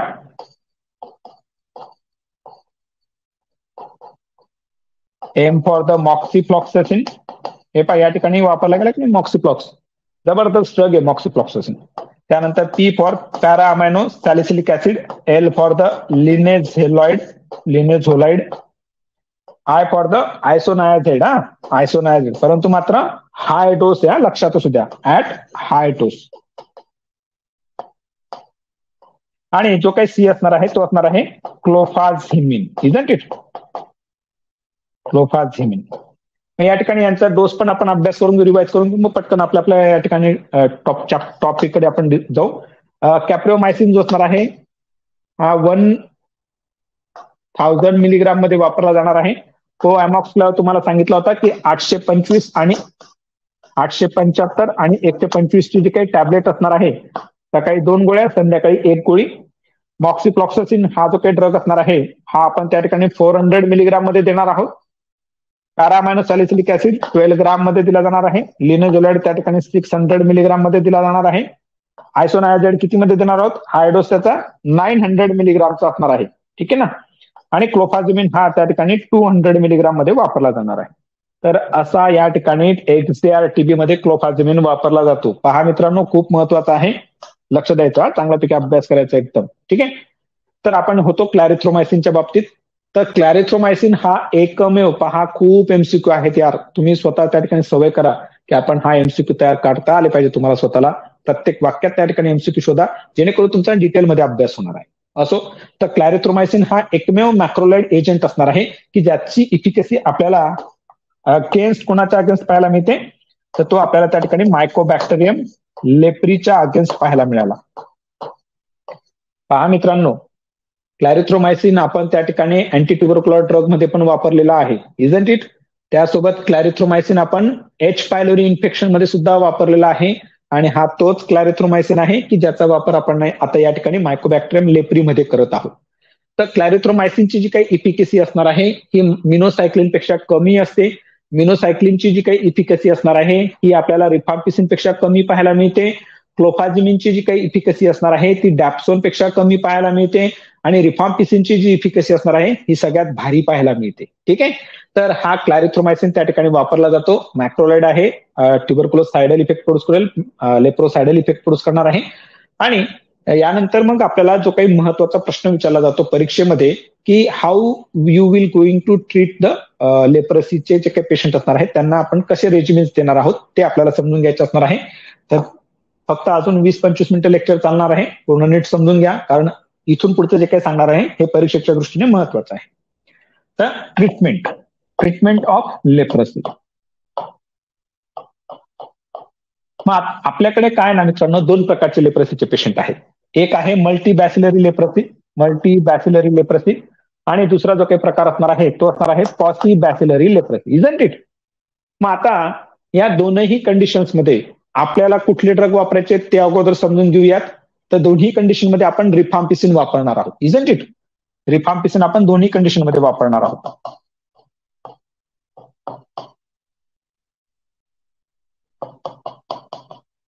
मात्र हा रिफाम्पिसिन कसा वापरणार आहोत आपण, 600 milligram once in a month. 600 मिलीग्रामचा जो काही रिफाम्पिसिन असणार आहे हा आपण महिन्यातनं एकदाच देणार आहोत. तसंच पॉसिबॅसिलरी लेप्रसी मध्ये सुद्धा रिफाम्पिसिन आपण सेम ऍज इट इज देणार आहोत, 600 milligram once in a month. यानंतर या ठिकाणी डॅप्सोन जो असणार आहे, हा डॅप्सोन आपण मल्टीबॅसिलरी लेप्रसीमध्ये आणि पॉसिबॅसिलरी लेप्रसीमध्ये त्या ठिकाणी 100 मिलीग्राम पर डेच्या डोसने देणार आहोत. तसंच पॉसिबॅसिलरी लेप्रसीमध्ये सुद्धा डॅप्सोन हा आपण 100 मिलीग्राम पर डेच्या डोसने त्या ठिकाणी देणार आहोत. तर हे दोन्ही ड्रग जे असणार आहेत, rifampicin as well as the dapsone, we are going to use both drug in the same manner in case of both type of leprosy. That means multibacillary leprosy and paucibacillary leprosy. मग आता यांच्यात फरक काय असणार आहे या दोन्ही प्रकारच्या लेप्रसीच्या ट्रीटमेंटमध्ये, तर इथं आपल्याला तो पाहायला मिळतो. तो असणार आहे या ठिकाणी क्लोफाझिमिन हा जो काही ड्रग असणार आहे हा या ठिकाणी मल्टीबॅसिलरी लेप्रसीच्या पेशंटमध्ये 500 milligram once in a month दिला जातो, आणि त्यासोबत त्यानंतर 50 मिलीग्राम डेली दिला जाणार आहे. ठीक आहे ना. आता मी कसं लक्षात ठेवलं ते तुम्हाला सांगतो मित्रांनो, समजून घ्या. तुमच्याकडे लेप्रसीचे दोन पेशंट आहेत, एक आहे मल्टीबॅसिलरी वाला आणि एक आहे पॉसिबॅसिलरी वाला. मग या ठिकाणी मल्टीबॅसिलरी जो काही लेप्रसीचा पेशंट असणार आहे हा रोज किती गोळ्या खाईल, रोज त्या ठिकाणी तो 2 गोळ्या घेणार आहे. कुठल्या कुठल्या, डॅप्सोनची गोळी घेणार आहे 100 मिलीग्राम वाली, आणि क्लोफाझिमिनची गोळी घेणार आहे 50 मिलीग्राम वाली, 150. आणि महिन्यातनं किती गोळ्या घेणार आहे, एक वेळा, तर त्या पण तो 2 घेणार आहे. एक रिफाम्पिसिनची घेणार आहे 600 मिलीग्राम वाली, आणि दुसरी क्लोफाझिमिनची घेणार आहे 500 मिलीग्राम वाली. परत एकदा सांगतो, मल्टीबॅसिलरी लेप्रसीचा जो काही पेशंट असणार आहे हा रोजच्या किती गोळ्या खाईल, 2 गोळ्या खाईल. म्हणजे 2 गोळ्या तो घेणार आहे, 2 ड्रग घेणार आहे, एक डॅप्सोन घेणार आहे आणि एक क्लोफाझिमिन घेणार आहे 100 मिलीग्राम आणि 50 मिलीग्राम रिस्पेक्टिव्हली. आणि महिन्यातनं 2 ड्रग घेणार आहे, रिफाम्पिसिन आणि क्लोफाझिमिन. रिफाम्पिसिन 600 मिलीग्राम मध्ये, क्लोफाझिमिन जो असणार आहे, माफ करा, क्लोफाझिमिन जो असणार आहे हा 500 milligram once in a month घेणार आहे. परंतु पॉसिबॅसिलरी वाला जो काही पेशंट असणार आहे हा याच्यामध्ये आपल्याला क्लोफाझिमिन वापरायचा नाहीये. मग पॉसिबॅसिलरी लेप्रेसीचा जो काही पेशंट असणार आहे, महिन्यातनं किती गोळी घेणार आहे? एकच गोळी घेणार आहे रिफाम्पिसिनची, आणि रोजची किती गोळ्या घेणार आहे? एकच घेणार आहे डॅप्सोनची. तर अशा पद्धतीने सोप्या पद्धतीने लक्षात ठेवा. आणि या ठिकाणी मल्टीबॅसिलरीचा जो काही पेशंट असणार आहे लेप्रेसीचा, त्याच्या ट्रीटमेंटचा जो काही ड्युरेशन असणार आहे हा आपल्याला साधारणतः 12 महिने असणार आहे. इकडे लिहितो मी 12 मंथ्स असणार आहे. 12 मंथ थेरपी चालणार आहे. आणि पॉसिबॅसिलरीचा जो काही पेशंट असणार आहे त्याच्यामध्ये जी काही थेरपी असणार आहे ही 6 मंथ चालणार आहे. मग कसं लक्षात ठेवायचं? पॉसिबॅसिलरीच्या डबल मल्टीबॅसिलरीमध्ये आपल्याला त्या ठिकाणी ट्रीटमेंटचा ड्युरेशन राहणार आहे 12 मंथ आणि 6 मंथ. ठीक आहे, इतकं सोपं आहे. यानंतर काही पेशंटमध्ये अल्टरनेटिव्ह रेजिमेन आपल्याला वापरावे लागू शकतात. मग ते जे काही रेजिमेन असणार आहेत मग ते आपल्याला समजून घ्यायचे असणार आहेत. अल्टरनेटिव्ह रेजिमेन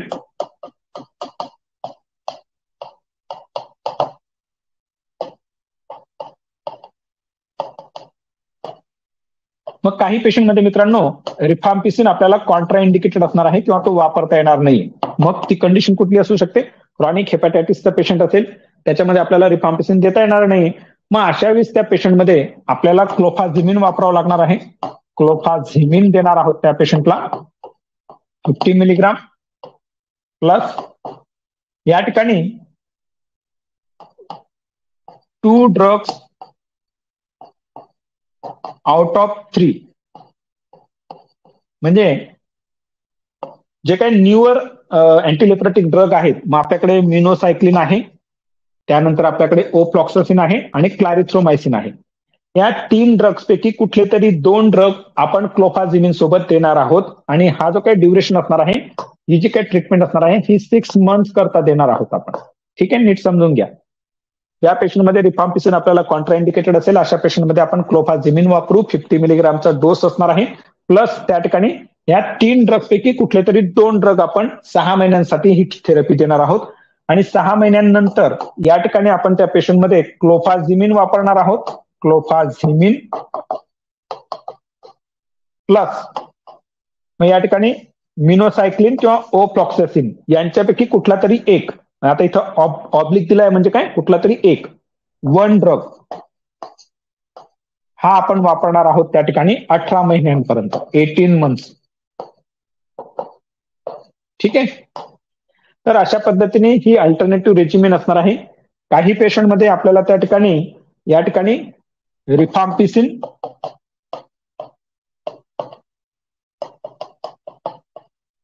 ओफ्लॉक्सासिन आणि मिनोसायक्लिन हा पण त्या ठिकाणी रेजिमेन वापरला जातो. मग रिफाम्पिसिन कधीही लक्षात ठेवा वापरला जाणार कसं आहे, 1 इन अ मंथ आणि 600 मिलीग्राम वन्स अ मंथ आपण वापरणार आहोत. ओफ्लॉक्सासिनचा डोस आपल्याला माहिती मित्रांनो 400 मिलीग्राम कसा देणार आहोत आपण, त्याला डेली देणार आहोत. आणि मिनोसायक्लिन जो काही असणार आहे, मिनोसायक्लिन आपण 100 मिलीग्राम डेली देणार आहोत. बरं, एक गोष्ट तुम्हाला सांगायचं विसरलो की मिनोसायक्लिन हा काय टेट्रासायक्लिन आहे मित्रांनो. आणि जे काही टेट्रासायक्लिन्स असणार आहेत यांच्या बाबतीत आपल्याला दोन, म्हणजे खास करून मिनोसायक्लिनच्या बाबतीत सांगतो की आपल्याला 2 प्रकारच्या एडीआर लक्षात ठेवायचे असणार आहेत की हा फोटोटॉक्सिसिटी प्रोड्यूस करणारा ड्रग आहे. आणि त्याचसोबत आपल्याला मिनोसायक्लिन हा व्हर्टिगो त्या ठिकाणी भरपूर प्रमाणात प्रोड्यूस करतो. तर ह्या 2 रिॲक्शन्स आपल्याला त्या ठिकाणी साईड इफेक्ट्स आपल्याला या ठिकाणी लक्षात ठेवायचे असणार आहेत रिगार्डिंग मिनोसायक्लिन. तर हे असं त्या ठिकाणी कॉम्बिनेशन, ट्रिपल ड्रग कॉम्बिनेशन म्हणतात याला. मग या ठिकाणी रिफाम्पिसिन, ओफ्लॉक्सासिन आणि मिनोसायक्लिन असा वापरला जाणार आहे. याला आपण आरएमओ जे काही असतात, रजिस्टर्ड मेडिकल ऑफिसर, तर यांना आपण आरएमओ ड्रग असं म्हणूयात ना, चालेल तुम्हाला? म्हणजे लक्षात ठेवायच्या दृष्टिकोनातून सांगतो की आरएमओ त्या ठिकाणी लेप्रसीची ट्रीटमेंट करणार आहे असं लक्षात ठेवूयात. रिफाम्पिसिन, मिनोसायक्लिन आणि ओफ्लॉक्सासिन. आणि त्या ठिकाणी काही 4 ड्रग रेजिमेन पण आपल्याला पाहायला मिळतात.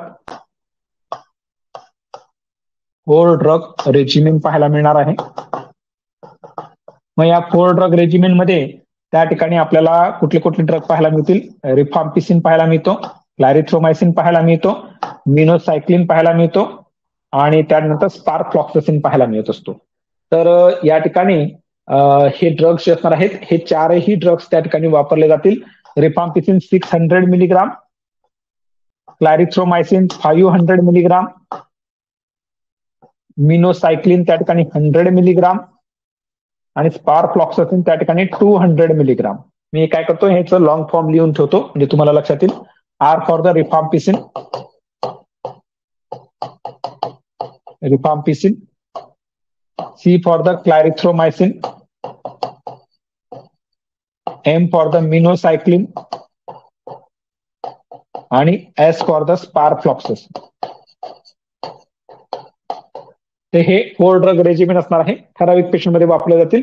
मात्र हे जे काही रेजिमेन असणार आहे हे 12 वीक्स त्या ठिकाणी वापरलं जाणार आहे आणि हे as equivalent or as potent as 12 month treatment जी आपण करतो इतर ड्रग्सची त्यांच्या इतका हा इफेक्टिव्ह असणार आहे.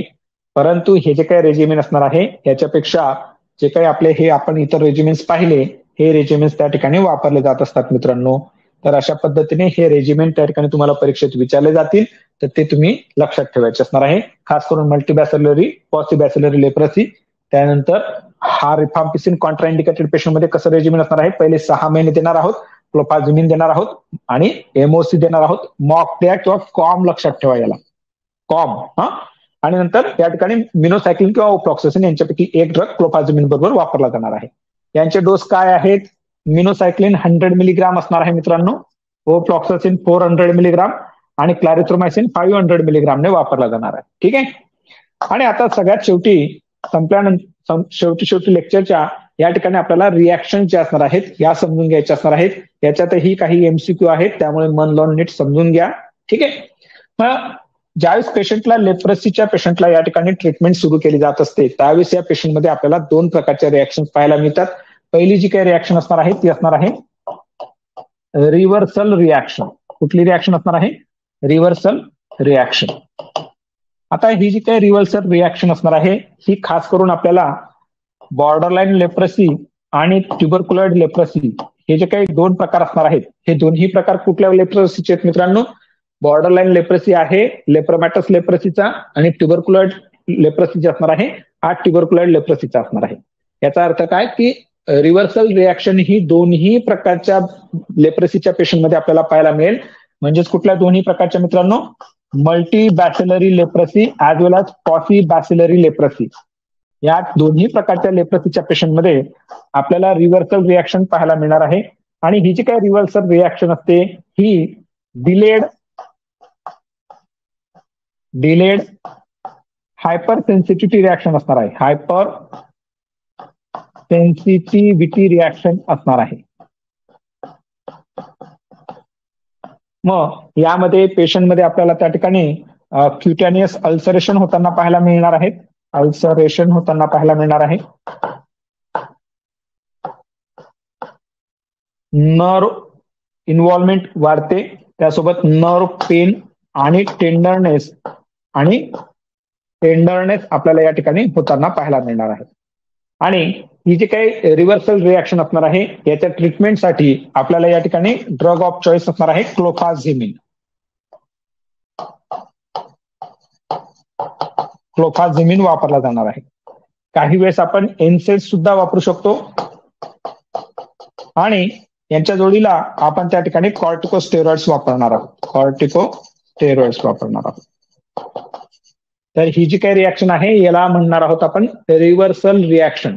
कशा पद्धतीने लक्षात ठेवाल की तुम्हाला ही रिव्हर्सल रिॲक्शन कुठल्या कुठल्या प्रकारच्या लेप्रसीच्या पेशंटमध्ये पाहायला मिळणार आहे, तर दोन्ही प्रकारच्या लक्षात ठेवायचं आहे आपल्याला. कशा पद्धतीने, तर या ठिकाणी मी कशा पद्धतीने लक्षात ठेवला तर आर आणि आर 2 वेळा आर आला आहे, तर दोन्ही प्रकारचे जे काही लेप्रसीचे पेशंट असणार आहेत त्या दोन्ही प्रकारच्या पेशंटमध्ये आपल्याला ही रिव्हर्सल रिॲक्शन पाहायला मिळते. ज्यावेळेस लेप्रसीची ट्रीटमेंट सुरू असते त्यावेळेस आपल्याला पाहायला मिळते ही रिॲक्शन. आणि ह्या रिॲक्शन्स मग त्या ठिकाणी रिव्हर्सल रिॲक्शन असो किंवा तिकडे तुमची ती लेप्रा रिॲक्शन असो, अशा वेळेस रिफाम्पिसिन होल्ड करून ठेवायचं आहे, कारण बॅसिलाय मरतात त्यामुळे ह्या रिॲक्शन्स आपल्याला पाहायला मिळत असतात. आणि दुसरी जी काही रिॲक्शन असणार आहे लेप्रा रिॲक्शन, तर परीक्षेत ही 2 मार्काला विचारली जाते, लेप्रा रिॲक्शन. तर ही लेप्रा रिॲक्शन तिच्या नावातच ती तुम्हाला सांगून ठेवते की ती कुठल्या प्रकारच्या लेप्रसीमध्ये पाहायला मिळते. तर लेप्रा म्हणजे लेप्रोमॅटस लेप्रसी. तर हा एमसीक्यू येतो मित्रांनो, चुकवायचा नाही. लेप्रोमॅटस रिॲक्शन जी किंवा लेप्रा रिॲक्शन जी असते ही कुठल्या प्रकारच्या लेप्रसीमध्ये पाहायला मिळणार आहे, तर ही लेप्रोमॅटस लेप्रसीमध्ये पाहायला मिळणार आहे. आणि इकडे रिव्हर्सल रिॲक्शन जी होती ही दोन्ही प्रकारच्या लेप्रसीमध्ये पाहायला मिळाले, ही पॉसिबॅसिलरी आणि मल्टीबॅसिलरी. म्हणजेच कुठले मित्रांनो, ट्युबरक्युलर बॅसिलरी, आपलं ट्युबरक्युलर लेप्रसी आणि लेप्रोमॅटस लेप्रसीमध्ये दोन्ही यांच्यात रिव्हर्सल रिॲक्शन पाहायला मिळणार आहे. मात्र लेप्रा रिॲक्शन ही फक्त लेप्रोमॅटस लेप्रसीमध्येच पाहायला मिळणार आहे, म्हणजेच मल्टीबॅसिलरी लेप्रसीमध्ये पाहायला मिळणार आहे, म्हणजेच मल्टीबॅसिलरी लेप्रसीमध्ये. Isn't it?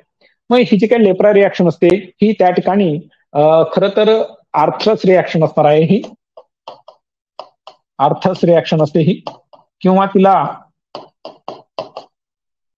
आपण अँटीजन अँटीबॉडी रिॲक्शन असणार आहे. याच्या मागचं कारण काय असतं की हे जे काही बॅसिलाय डाय होत असतात, किलिंग बॅसिलाय जे असतात, जे काही मरणारे बॅसिलाय असतात, हे बॅसिलाय त्या ठिकाणी मेल्यानंतर त्यांचा अँटीजन, त्यांच्या ज्या काही डेड बॉडी असणार आहेत असं लक्षात ठेवलंय मी, तर यांचे अँटीजन त्या ठिकाणी रिलीज होणार आहेत, अँटीजन. आणि हे अँटीजन बॉडी आपल्याला या ठिकाणी अँटीजन अँटीबॉडी रिॲक्शन आपल्याला होताना पाहायला मिळते. आणि या कारणामुळे मग ज्या काही एक्झिस्टिंग लिजन्स असणार आहेत, एक्झिस्टिंग लिजन्स जे असणार आहेत लेप्रसीच्या, यांची ग्रोथ होताना पाहायला मिळते, त्या वाढताना पाहायला मिळणार आहेत किंवा एनलार्ज होताना पाहायला मिळणार आहेत आपल्याला. त्यासोबत पेशंटमध्ये फीवर येताना पाहायला मिळणार आहे, बॉडी पेन होताना पाहायला मिळणार आहे आणि काही हायपर सेन्सिटिव्हिटी रिॲक्शन आपल्याला होताना पाहायला मिळतात. मग अशा कंडिशनमध्ये या ठिकाणी पुन्हा ड्रग ऑफ चॉईस असणार आहे मित्रांनो आपला क्लोफाझिमिन. क्लोफाझिमिन दोन्ही प्रकारच्या रिॲक्शन मध्ये वापरला जातोय. रिव्हर्सल रिॲक्शन मध्ये पण वापरला जातोय आणि लेप्रा रिॲक्शन मध्ये पण वापरला जातोय. या ठिकाणी क्लोफाझिमिनचा डोस जो असणार आहे या ठिकाणी 200 मिलीग्राम असणार आहे, हे मात्र लक्षात असू द्या. कारण इतर वेळेस आपण क्लोफाझिमिनचा डोस कसा पाहिला, 500 milligram once in a month आणि 50 मिलीग्राम डेली असा पाहिला. मात्र in case of lepra reaction क्लोफाझिमिनचा जो काही डोस असणार आहे 200 मिलीग्राम असणार आहे. याच्यासोबत आपण या ठिकाणी पेशंटला प्रेडनिसोलॉन देऊ शकतो, प्रेडनिसोलॉन देतो. मग हा प्रेडनिसोलॉन जो असणार आहे हा त्या ठिकाणी 40 मिलीग्राम टू 60 मिलीग्रामच्या डोसमध्ये आपण देणार आहोत, 40 टू 60 मिलीग्रामच्या डोसमध्ये. नंतर त्याला आपल्याला टॅपर करत करत तो विड्रॉ करायचा असणार आहे. त्यासोबत काही पेशंटमध्ये आपण क्लोरोक्विन सुद्धा वापरू शकतो, कारण क्लोरोक्विनला सुद्धा त्या ठिकाणी अँटी इन्फ्लेमेटरी ऍक्शन आपल्याला पाहायला मिळते. आणि काही पेशंटमध्ये त्या ठिकाणी थॅलिडोमाइड नावाचा ड्रग आहे, थॅलिडोमाइड हा त्या ठिकाणी टेराटोजेनिक ड्रग आहे. त्याचा वापर त्या ठिकाणी आता प्रेग्नन्सीमध्ये केला जात नाही किंवा त्याचा वापर फार कमी प्रमाणात केला जातो. तसंच थॅलिडोमाइड हा त्या काळात त्या ठिकाणी अँटीइमेटिक ऍक्शन असल्या कारणामुळे प्रेग्नन्सीमध्ये वापरला जायचा. यामुळे थॅलिडोमाइड डिझास्टर आपल्याला पाहायला मिळतो. सी लिम्स जे काही पाहायला मिळतात, ओरलला विचारलं जातं, एमसीक्यू येतो, थॅलिडोमाइड लक्षात ठेवायचा. तर परीक्षेत आपल्याला हा पण प्रश्न विचारला जातो की which of the following drugs can be use to treat the lepra reaction. मग तिथं क्लोफाझिमिन येणार आहे, प्रेडनिसोलॉन येणार आहे, क्लोरोक्विन येणार आहे आणि थॅलिडोमाइड येणार आहे. परंतु हा थॅलिडोमाइड आपण त्या ठिकाणी रिव्हर्सल रिॲक्शन मध्ये वापरणार नाही आहे. ठीक आहे मित्रांनो, हा त्या ठिकाणी लेप्रसीचा खूप छोटासा टॉपिक आहे, परंतु याच्यात एमसीक्यू बरेचसे आहेत. तर आय होप तुम्हाला ही माहिती कळली असणार आहे. जर का काही शंका असतील तर त्या तुम्ही मला विचारू शकता.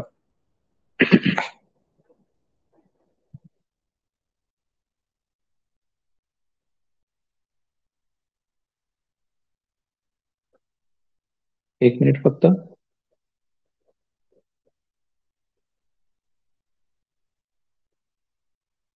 कुणाला काही शंका आहेत का? ठीक आहे, उद्या आपण त्या ठिकाणी मलेरियाला सुरुवात करूयात. खूप सुंदर टॉपिक आहे. आणि मलेरिया झाल्यानंतर आपण पेनिसिलिन्स घेऊ, पेनिसिलिन झाल्यानंतर सेफॅलोस्पोरिन्स घेऊ आणि सेफॅलोस्पोरिन्स झाल्यानंतर आपण त्या ठिकाणी हे घेणार आहोत, काय, फ्युरोकिनोलोन्स घेणार आहोत. येस सीमा मॅडम.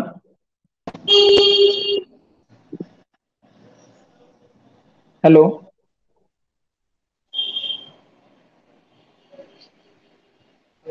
ठीक आहे, एकदा प्रायमरी रेजिस्टन्स एक्सप्लेन करा.